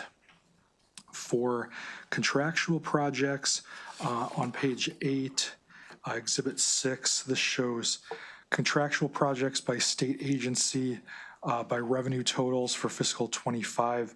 You can see here the majority of contractual projects are with the Maryland Department of Transportation, specifically the Maryland Port Administration, in support of its dredged materials management program at the Port of Baltimore. And then on the bottom of page 9 is a summary of MES personnel data. The fiscal 27 allowance supports approximately 810 positions. MES workforce can vary from year to year dependent on business needs and the actual nature of contracts with its clients. And then on page 10 begins discussion of the MES annual funding statement, which is requested by committee narrative that's been included annually over the last several years to provide additional financial information. Exhibit 7 on page 10 shows the undesignated, unrestricted net assets by year, which are essentially fund balance that are available to cover unexpected expenditures during the year as needed. As shown here, the undesignated, unrestricted net position decreased by approximately $400,000 to a total of $5.4 million in fiscal 2025. On page 11, Exhibit 8 shows overhead rates charged by MES by category of work. You can see that over the last several years, the overhead rates have remained roughly stable. However, from fiscal 25 to fiscal 27 projected, there are decreases in environmental operations, water and wastewater, and general administrative for overhead rates charged. Pages 12 and 13 provide information on the use of project reserve funds. There are 3 main project reserve funds that are set in statute and allow for funds to be retained to allow for additional funding to allow the completion of projects that may have a change in scope or cost that is unexpected without the need for further budgetary action. Retainages and withdrawals are required to receive approval from the Department of Budget and Management. As shown in Exhibit 9, the project reserved funds were utilized in fiscal 25 by the withdrawal of $35,000 from the statewide reimbursable project contingency fund and the retainage and withdrawal of funds from the Eastern Correctional Institution steam turbine contingency fund. And in 2026, it is estimated that there will be further retainages and withdrawals from the ECI steam turbine contingency fund to support the project at ECI for the overhaul of the turbine generator. To conclude on page 14 with the DLS recommended actions, there's one recommended action, the committee narrative, which annually requests a MES funding statement with a submission of the 2028 budget submission. And that concludes the DLS presentation. Thank you. Thank you very much. Any questions? Thank you. Dr. Charles Glass, Executive Director of MES. Welcome. Thank you, Madam Chair. Good afternoon, Madam Chair and the subcommittee. Charles Glass, Executive Director of the Maryland Environmental Service. First, we'd like to thank Mr. Samuel Quist and the entire DLS team for their thorough analysis of both our operating and capital budgets. As always, we concur with the recommendation that we bring forward the financial statement we have for several years and will continue as long as requested. That really concludes my presentation, but I'd like to, but if I only take a minute, I won't be like, anyway, but I did want to just let you know a little bit else about our processes. Our vacancy rate currently, as of February 26, is 4.52%, but I'm proud to report that we spent a 12-month rolling average at 3.75% the last fiscal year. Last year, I let you know about a rotational fellowship program that we started at MES, a 2-year program hiring very talented, just one environmental engineer and one environmental specialist to join our team, trying to really recruit the best of the best and we had large numbers of applicants for this unique rotational fellowship, and the 2 young women that are doing it are absolutely fantastic, and they finished their first year almost, and we're replicating it, and we're getting Ivy League talent to come to the state and work as state employees, as we are at MES, by having this special program. So our MBA numbers in 25, 29.83%, of course, meeting the state goal of over $90 million to MBEs. And so far this year, we're at 33.63%. We're only halfway through, but hopefully we will continue to exceed the state goal, at a minimum meet it. We've only missed 1 year in the 6 years that I've been at the helm. And I'm very proud to continue to report that we continue to be recognized in the Baltimore Sun, Washington Post, and USA Today as a top workplace. And we're ranked 38th for our size in the Baltimore region as a top workplace. So we're going to start working on lowering our ranking and getting closer to number 1. But it's a testament to the hard work over the last 5 years since I was confirmed. And I'm thankful to all 800 plus employees at MES, state employees doing hard work every day. So I also have to report that at this time last year when I reported to you, we still had a couple of agreements with other state agencies left, which was a recurring finding that we had from our OLA audit in 22. They should be coming again this year sometime, but they haven't contacted us yet. And I'm happy to report that we got all of those agreements completed. So all of our intergovernmental agreements with state agencies are complete and final. And in case Senator Rosepet remembers what he asked me last year, we continue to implement AI solutions. And we are a Microsoft-based organization, so we have Copilot turned on with advanced agents. And we are having IT roll through every department. We're not doing it in a global way. We're doing it department by department and piloting the projects to find the efficiencies. And we are seeing gains since the last year when I presented to you. And happy to answer any questions. Thank you. Senator Rosepet. I appreciate you raising that. So what are you finding are the efficiencies? What's working and what's not using So basic administrative side, because we have Copilot turned on, I do participate in the MDAI, the Do It monthly meeting. And, there's questions about whether Gemini is better than Microsoft Copilot. But with Copilot, we're already a Microsoft group, so there's about 40 staff that have the paid increased level. And the way they absorb ChatGPT. So you have a choice, but for our staff, you can be either on the internet or on the web. So if you just focus on everything we have stored with Microsoft in the cloud, all our policies, all our board resolutions, all of our guidelines that are board approved, staff that are new don't have to guess, right? We've had Workday for all of my time there, and Workday has a connectivity so that if you want to look up, for a staff member, if they want to look up how many leave hours do I have, they can just do that in Teams with Workday functionality if they want to project out. What we're moving towards now is having, for instance, finance. We have one person that's dedicated every month to going over all our financials and then preparing them for the board. She's nervous, but CFO told her, we're loading all of the data from our finances for the last 5 years, and we're going to have the model trained to just produce all those reports. So she doesn't have to go through and everything. She can check. Everything's always going to be checked by a human being, but it's just going to speed up. So I'm finding, I encourage staff, don't draft anything anymore. The way we've been trained with Microsoft is you can attach prior documents. So if the governor's office asks me for a brief on something and it's last minute, it's not like the hurried thing. I remember when I was at MDOT or DNR, it's literally, well, this is the same briefing we've done before. Attach them, give the prompt, do the who, where, what, when, and why, how, and it really does produce a great draft. So and I explained, we have not done anything personnel-wise because of this, okay? But it is being given to our staff to have them have a better lifestyle and efficiency with the work. That's really, really helpful. And one question for our analysts. To what extent are you guys using this for your analyses? I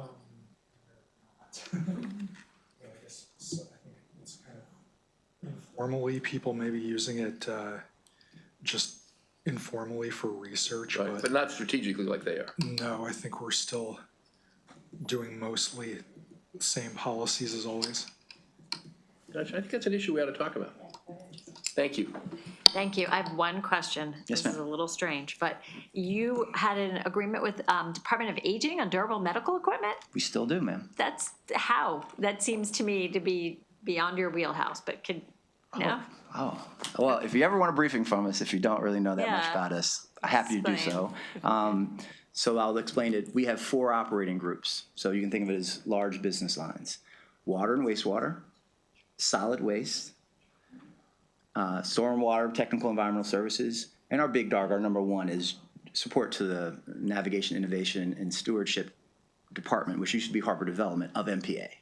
So dredging. So Hartmill Island, Poplar Island, Mesa. All right, so the solid waste portion is our largest number of staff, 293 positions, probably about two, right now, we're about 15 down. So for that group, for that operating group, they are really supporting 7 jurisdictions: Montgomery County, Prince George's County, Harford County, Talbot, Kent, Caroline, and Queen Anne's, okay?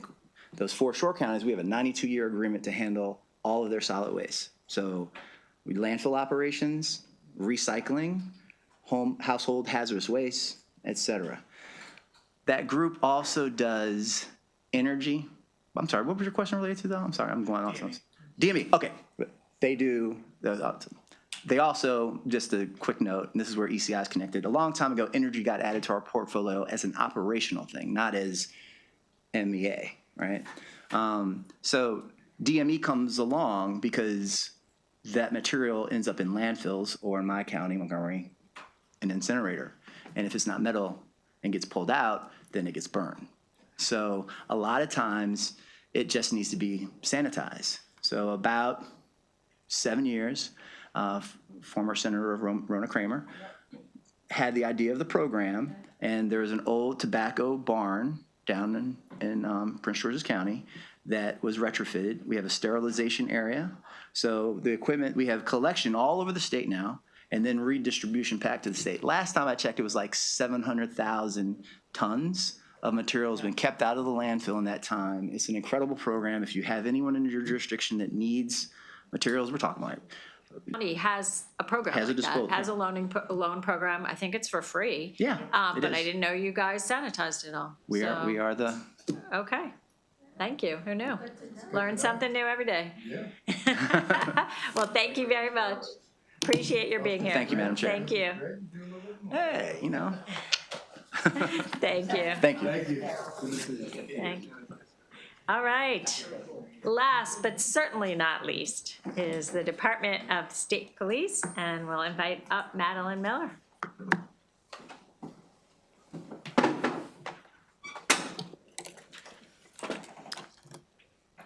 Good afternoon.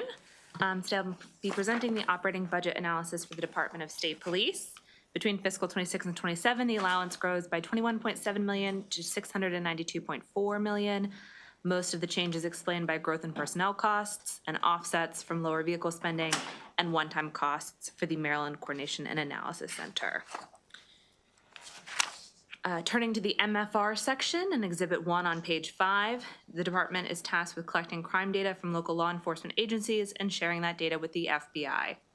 The overall Part 1 crime rate is shown here for calendar 2015 through 2024, the most recent year of data available.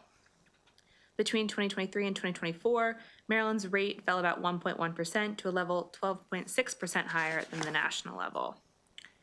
Exhibit 2 on page 6 and Exhibit 3 on page 7 show how the rate per 100,000 individuals has changed for one of the violent crimes under the Part 1 grouping, and then one of the property crimes as well on page 7.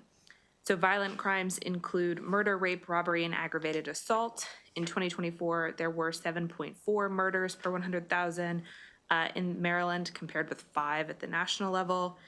Maryland's rate, though, is 29.5% lower than it was in 2021. Property crimes include breaking or entering, larceny, and motor vehicle theft. Of those, the category with the most change in recent years was motor vehicle theft.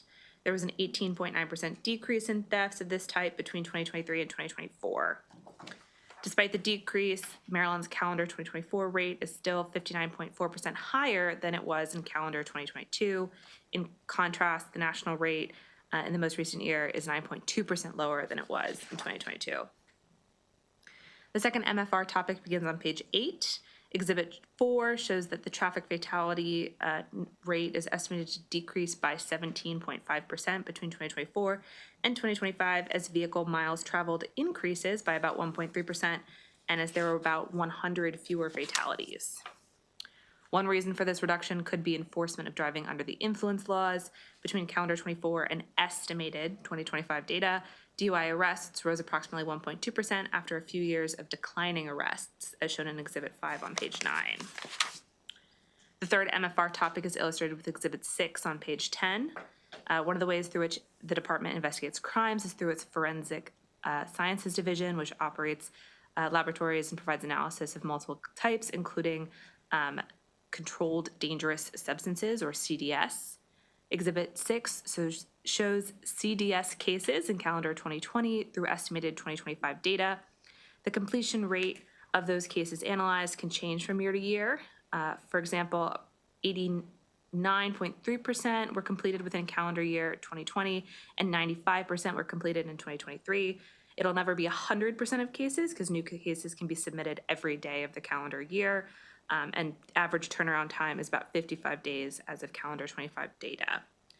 Case completion rates fell in 2024 and 2025 to 88.5% and 77.6% in estimated data, though the estimated figure is likely inaccurate. CDS analysis is performed at laboratories in Pikesville, Hagerstown, and Berlin. Construction on the Berlin barrack and garage project began in January 2023 and concluded in 2025. It's possible that disruptions may have impacted the case completion rate during that time. The department should provide calendar 25 completion rate for CDS cases, describe the FSD's goals for case turnaround time, and comment on how the new Berlin laboratory being in operation will impact its analysis of forensic evidence in its written or oral testimony. For the final piece of MFR analysis, DSP reports inspections performed by the Office of the State Fire Marshal, as shown in Exhibit 7 on page 12. Estimated inspections in 2025 are approximately 33% higher than in 2019, the last year of pre-pandemic data. Fire-related deaths fell 14.2% from 2023 to 2024 and are estimated to fall further in 2025. An overview of fiscal 27 spending is provided in the pie chart on page 13. Of the $692.4 million, about 82.6% of spending supports personnel costs. The proposed budget change chart is on pages 15 and 16. As previously mentioned, the budget grows by $21.7 million, and that growth is fueled by regular personnel costs, which grow by $26.5 million. One provision in this year's BRFA, if adopted as introduced, would impact general and special fund spending for the Maryland State Police Aviation Command. This provision, which was also discussed in the Maryland Emergency Medical System Operations Fund forecast prepared by DLS, extends for 3 years a provision adopted in last year's BRFA. That provision expanded the allowable uses of the MEMSOF in fiscal 25 and 26 only so that Aviation Command could spend up to $5.5 million more from the special fund and $5.5 million fewer general fund dollars. This year's BRFA extends the authorization until the end of fiscal 2029. Because the proposed budget change chart reflects contingent reductions, it's not obvious from looking at that chart that the change is happening. Exhibit 10 on page 17 also shows the planned Aviation Command spending and resulting general and special fund split. Typically, that fund split is 80% special funds, 20% general funds, but actions taken to promote the longevity of the special fund and then the health of the general fund have impacted that split in the last few fiscal years. The department's helicopters and fixed-wing plane get a little extra attention due to how they're supported with special funds. State Police's motor vehicle fleet is vital to its ability to fulfill its mission. Costs for vehicle purchases, maintenance, fuel, and insurance can fluctuate based on current fleet management needs. Exhibit 11 on page 18 shows that roughly $1.8 million less is provided in the allowance, in part due to fewer planned vehicle replacements. An area with little budget change in spending is the Gun Center database, which has been funded at $1.3 million in fiscal 25 through the allowance. The department reports that the total cost is expected to be $4.6 million, and for annual ongoing costs to be approximately $1 million when complete. Last year at this time, the department reported that development would be completed and deployed in December of 2025. In its testimony, DSP should provide a status update on the finalization of the database. Another area with no budget change is spending for the Maryland Sheriff's Association grant. Spending for this grant was initially planned to be $1 million in total between fiscal 23 and 2025.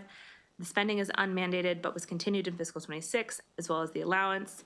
DLS recommends deleting the $333,000 provided in the current year in light of the state's fiscal condition and to be consistent with other recommendations related to public safety grants. Personnel data is shown on page 19. In fiscal 2026, the department has 3 positions that were abolished due to the voluntary separation program. Between fiscal 26 and the allowance, approximately 7 contractual positions are abolished with corresponding savings of about $258,000. There are 3 issues in the section that begins on page 21. The first, the agency's hiring and retention. As shown in Exhibit 12, between calendar 16 and 2020, the department operated with an average of 10.1% of its sworn and civilian positions vacant. Since then, the 2 rates have fluctuated, but both were higher in 2024 actual data than in 2020. Compared to, the department estimates that the overall vacancy rate was 11.8% in calendar 2025, while the budgeted turnover rate is set to 10.2% in fiscal 26, meaning the budget would allow the department to fill additional vacancies. The allowance sets turnover at 9.3%. Compared to other executive branch agencies, the department faces unique challenges for recruitment and for reducing its vacancies. Sworn positions are most commonly hired after a training academy class. It's common for 1 to 2 training academies to be held each year. Exhibit 13 on page 22 shows that while the number of minimally qualified applicants has increased since 2022, the estimated calendar 25 figure of approximately 1,500 remains well below the level a decade ago. Exhibit 14 on page 23 shows the number of candidates who graduated from the rigorous academy. Between 2016 and 2025, academy classes each started with an average of 42 candidates and graduated with an average of 37. Another aspect of this vacancy issue is that sworn positions have different retirement rules within the department's workforce, even though the share of sworn and civilian employees eligible to retire is roughly equivalent. In response to concerns about the department's vacancy rate during the 2025 session, committee narrative was added to the 2025 Joint Chairman's Report requesting quarterly reports on personnel measures. Information in these reports suggests that of all Maryland State Police employees, just under 1 in 5 is currently eligible to retire. The share of sworn positions that are retirement eligible rose from 20% in July 2025 to 20.6% in December of 2025. Data from July and December is compared in Exhibit 15 on page 24. One of the ways through which the department plans to improve its hiring processes for sworn employees is to comply with requirements of a proposed consent decree that was provisionally approved in November of 2024, though the Department of Justice dismissed the case in February of 2025. In a report submitted to the budget committees, the department stated that it remains voluntarily committed to the reform and requirements outlined in the consent decree. It further reports that the entry-level selection assessments are still being validated, but will likely be ready for use this spring. The department has not yet been able to distribute the $2.75 million in monetary awards. DLS recommends that committee narrative be added for DSP to continue reporting quarterly personnel data in fiscal 27. Through these reports, DSP should also update the legislature on its progress in meeting the consent decree's requirements. The second issue is on pages 25 and 26. As illustrated in Exhibit 16, DSP personnel were deployed beginning in September of 2025 to assist with crime suppression efforts in Baltimore City. Largely, this had to do with DUI enforcement and criminal enforcement activities, as well as serving outstanding arrest warrants. DSP reports that this resulted in about $310,000 of additional overtime spending, but fiscal impacts for the remainder of fiscal 26 and 27 are expected to be minimal. Finally, DLS recommends adding language to restrict $100,000 pending the submission of the 2025 Uniform Crime Report. The department published the 2024 version over a month earlier than the 2023 report. The language will allow the department and the Governor's Office of Crime Prevention and Policy to withhold a portion of 1/4 of state aid for police protection funding from any non-compliant local law enforcement agency. Hopefully there'll be no issues in data collection, though, as the department reports all LEAs are using the new methodology as of January 2025. That concludes my presentation. I'd be happy to take any questions at this time. Thank you very much. Any questions for Ms. Miller? Thank you. All right. Please, Secretary Michael Jackson, we are Very, very happy to have you here. Happy. Too long ago, you were sitting in this seat. I had big shoes to fill. So hope I've lived up to the. I don't know about that. Welcome. Good afternoon. Madam Chair, members of the committee, it seemed like only 6 months ago that we were together. For the record, Colonel Michael A. Jackson, Secretary of Maryland Department of State Police. With me, I have Lieutenant Colonel Chappell and John Wilhelm, our Chief Financial Officer, and Ms. Catherine Kelly, our Government Affairs Director. It's great to be here. So let me say that it's great to be here. It's a little different. It's like I've come full circle. I remember sitting on this side of the table a couple of decades or so ago, but it's terrific to be here, and I'm honored to be in the position. I want you to know that I take this very seriously. It's a great opportunity, and with great pride and dedication, we are ready to move forward. So I'm not going to read everything. The report is already submitted, but I will talk briefly about, my priorities include reinforcing our rigorous training and standards, which is it's not a barrier. I think it's a staple of who the Maryland State Police are. Has always been in the realm of and in the field of law enforcement. We are the only agency in our state that requires what we require for someone to join our agency, to become a Maryland State Trooper. So we will not rescind from that or reduce that. We will continue our effort in expanding our recruitment efforts to reflect the diversity of our great state, investing in the wellness of our troopers and professional staff by strengthening our partnerships with local, federal, and state partners, which includes you all, and the rest of the 188 members of our General Assembly. It's vital that our partnership grows. I look forward to a very robust constituent services and community engagement efforts with each of you and all the members of the General Assembly. You will be receiving invitations for anything that we are having. Yesterday we had a Black History Month celebration. Earlier this year we had on January 20th or 21st? 20th, January 20th, we had our 105th anniversary of the agency. One thing I found out about the Maryland State Police, they like to have parties, or at least. So when you see us as pristine as we are and serious about and diligent about our work, we do have that other side, us, that human side. So, but you will, for example, we have a graduation coming up on May 8th. So if you're able to make it after your a rigorous legislative session and getting ready for your election year. Good luck to you all. The graduation, you will receive an invitation to that.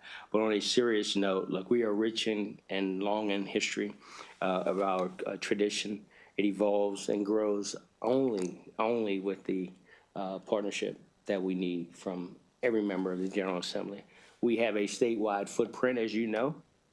We not only are a statewide agency, we literally have a statewide footprint. 23 barracks across our state, 101 facilities across the state. So we are very significant. We do everything that every other law enforcement office agency does, the other 154, but none of them do what we do. We have, as you know, that regulatory component to it that's vital to ensuring service to the citizens of this state. We take that very, very seriously. I'm still learning. Today is day 107 for me. Folks, when you count the days, I'll tell you it's on the good side of counting the days. I'm still very excited. But there are a lot of things that I'm still learning within the agency. We have a terrific team of uniformed and professional staff individuals in the agency. This is a challenge to connect and reconnect, because what I've found as I have traversed the state and will continue to do so, meeting the folks where they are, is that in some areas of our state, we have a terrific relationship with our community, terrific relationship. In others, we don't have much of any. and we are working on that. That directive has gone out at the beginning, and we will make sure that we see that through. So feel free to invite us to any and everything that you all have going, because every community event, as we all know, doesn't matter whether it starts at my church or it starts at my grandchild's school, it talks about safety and commitment and support. And so we want to be a part of that, and we will do the same as we move forward. From the work side of things, look, the Maryland State Police is very serious about what we do.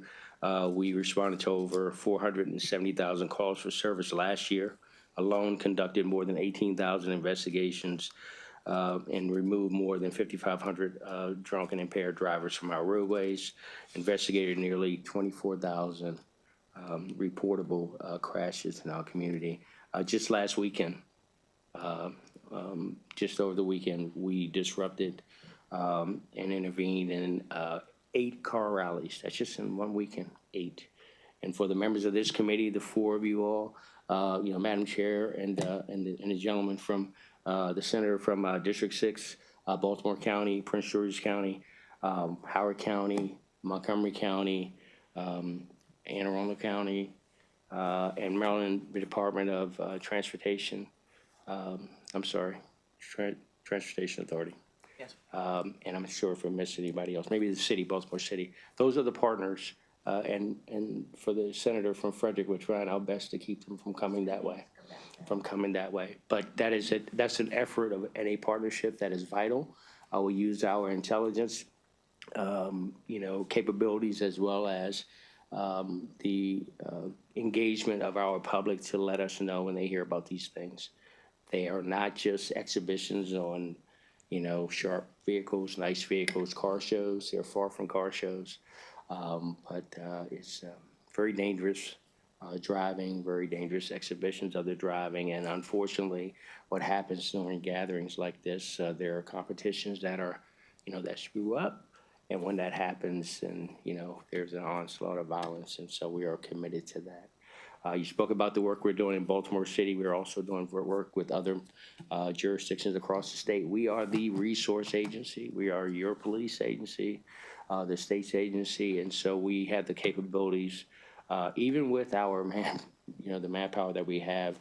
The team within the agency are excellent in ensuring that we have the resources necessary to meet the needs that we're working on. Right in Prince George's County, the Chief Nader has requested just right around the first snowstorm, and we are continuing some work, some high visibility work in Prince George's County. Lastly, I'll say this before I wrap it up and stand for questions. It is very important for us to tell our story, our narrative. As you all know, over the last decade or so, it's 4 of us that are in this room, 3 on the committee and myself. We rode the bus together, as I like to say, in 2014. We came in January 2015. When we walked through that door in January 2015, there were some concerns about the Maryland State Police and matters that were going on inside the agency. Typically, being a state agency, and particularly the state's police agency, those things would have been taken care of by the governor's office and the legislature. They had not, to this date, been taken care of. Rest assured, we are working on those.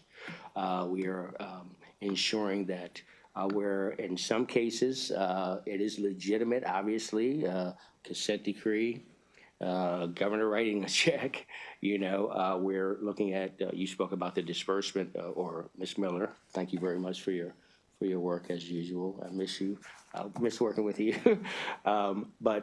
So there are, matters that are serious and that need to be addressed. Also, when things are allowed to fester for a period of time, there are things that are, in some cases, and nothing is minor, so don't get me wrong, every incident or perception becomes reality, and every moment that someone feels as if they are not being respected in their workplace or in who they are, those are serious matters. And so we are assessing every unit every division, every bureau of our agency. And most especially, we're making sure that we have a transparent and level playing field for opportunities within the agency. It's an exciting part of our task to provide the service, and we look forward to working with you and partnering with you and to keep you up to date on our progress. So I will leave it there and stand for questions. Thank you. Senator Rosebud. Thank you. Welcome back. Good to see you as always. Yes, sir, absolutely. I got a couple of questions you can imagine. Yes, sir. So one is on the car rallies. Are you or any other agencies doing anything in a proactive way to discourage car rallies as opposed to dealing with when they come up? What are we doing to discourage and say, this is stupid, don't do it? Yes. Look, I think there's, I think all the agencies that participate, I know we do, we put out information about and working with MVA and highway safety, state highway, there's always information out about, driving, adhering to the speed limits and things of those matters. Look, this has taken on a life of its own. Yeah. A life of its own. I mean, a few years back it was the mufflers, right? The mufflers that you had. They're still there. And you had the street race. If you recall, this body, everyone was here at the time. In Prince George's County, Route 210 became one of the most dangerous highways in the country. That is a state highway, and every one of us here voted. We really would have rather not to have done that, because we've never put cameras on a state highway. So that became the first because of the deaths that occurred in the southern part of Prince George's, just at the mouth of Charles County with those races. And so this has continued to grow. And with the intelligence and the information sharing that we have, we are finding out about these incidents. We're making arrests. We're identifying folks. And every other opportunity we have, I spoke with our state's attorney in Prince George's County this morning. We're going to be sharing information with them as well as the State's Attorneys Association to ensure that it is known that if I get arrested from an incident such as this, that it came from such a rally, so that they can be prepared, as well as having a conversation with Chief Judge Morrissey the other day about this as well. So to preempt it and send information out, we have one case, Senator, where we had a young man who traveled up here from North Carolina to hang out at a car rally with one of his friends, and he is now in the Prince George's County Detention Center because he brought a weapon with him as well. So it is spreading, but just know that we have a team of folks that are out there that are committed to ensuring we have a safe environment. Well, I appreciate that, and this is just a suggestion. I haven't thought much about this. You've thought more about it than I do, but it would seem to me that there ought to be a way, particularly with TikTok, to put the fear of God in people. That say, if you're going to do a car rally, you don't want to come to Maryland because here's what happened to the last folks who did a car rally. Sounds good to me. I'm thinking of something like that that's really proactive, and where people, I bet you car rally people are in the algorithm in TikTok watching car rallies. So anyway, just a thought. That sounds good. Sounds good. Sounds good. Second question, and I asked that you were here for it. I asked your predecessor a year or 2 or 3 ago, what are you doing with AI in the state police? And his answer, which was interesting to me, was all focus on the dangers of AI to law enforcement, not to the opportunities. So I'm curious, now that you're on that side of the table, what is your thinking about both the dangers and the opportunities for AI in the state police? I won't give you the response that the former, my predecessor gave you. I will tell you this, that on March 11th, we are bringing on someone to help assess IT, automation, and everything that comes with that, including AI. He will come on in a contractual position because he's tied up doing some other things, but there is a connection that this connection formed when I sat on Next Generation 911. And at that time, this gentleman was with the consulting firm that TA'd that Next Generation 911 committee, and he ran the technical side of it. So we will be exploring any and all avenues to ensure that we can remain efficient and proficient, and as always with any technology, ensuring that there's no negative impacts on the services we provide. Thank you. Last question. And I'm not going to do a deep dive on this because we've done deep dives and will again on your workforce issues and apprenticeships. But I want to ask you a question about, it looks like the ratio of your sworn officers as non-sworn officers like 1,500 to 800, something like that. So it's like 1/3 more or less are civilian and 2/3 are sworn. Yeah. What are the short version of what do most of the civilians do, and what are the qualifications for civilians to come to work for you? Oh, wow. That runs the gamut. From you have doctors who are running our forensic lab. You have them. We have folks who have IT, obviously IT folks. Yeah. We have folks who have mechanics, pilots, that fly our helicopters, and those folks that actually, we repair our own helicopters, and you have folks who work in our electronic division, which ensure that we have the technology that's necessary throughout the agency and with our vehicles, with all of our, teams that have to go out to, search for individuals that are wanted. So I can certainly share that with you. Yeah. I will tell you this, and Lieutenant Colonel Chappell is the bureau chief for Support Services Bureau for us.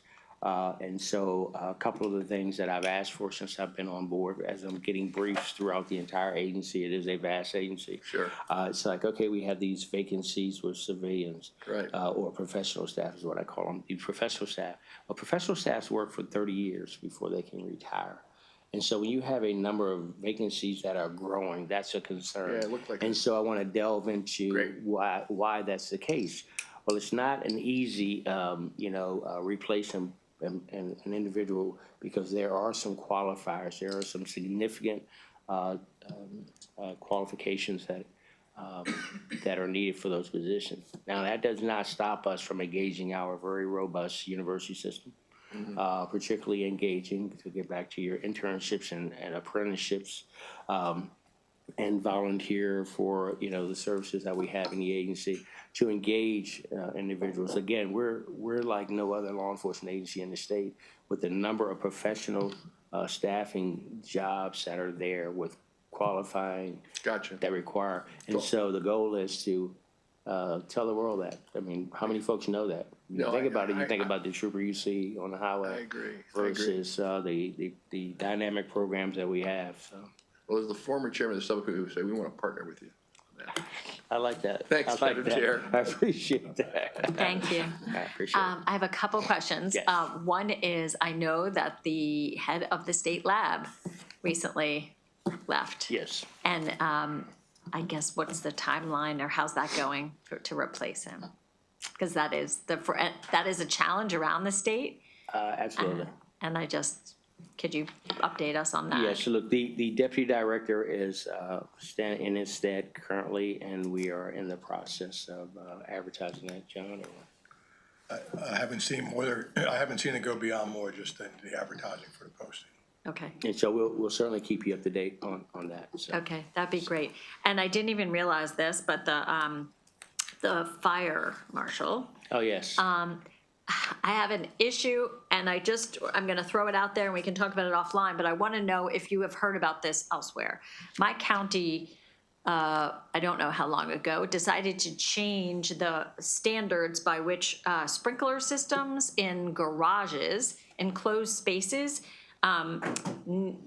raising them to a higher standard, thereby saying that if you do not have that new standard of sprinkler, you cannot install an EVSC, an electric vehicle charging station. And so I have a number of people who are very concerned that the the value of their real estate is going to go down if we are having state policies that encourage Yes. EVs, and at least my local jurisdiction has decided that to do this. Now, I've talked to a number of people, and obviously we're all concerned about safety. And if there is new technology out that it can more accurately or better, in a better way, reduce fire risk, if there should be an EV fire, that is something to consider. But I'm just wondering if you have heard about that in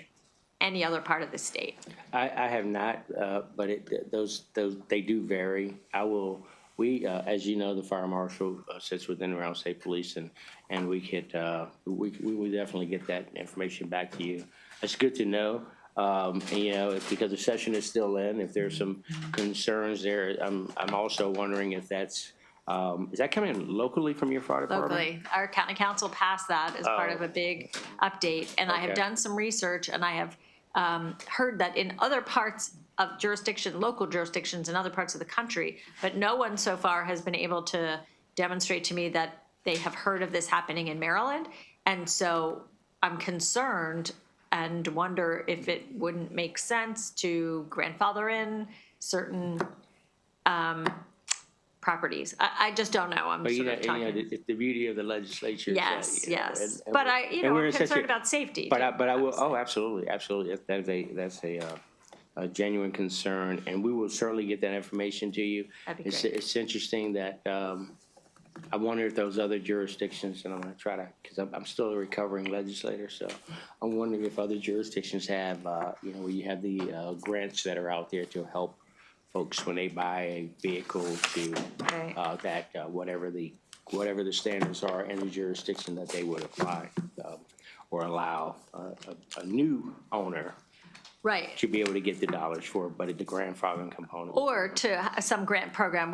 I think we've not found a grant program that would be available to retrofit, right? It's $40,000 for the entire garage, Wow. and only a few people have EVs, so it's a lot to impose on other It's almost the homeowners. cost of an Yeah. EV.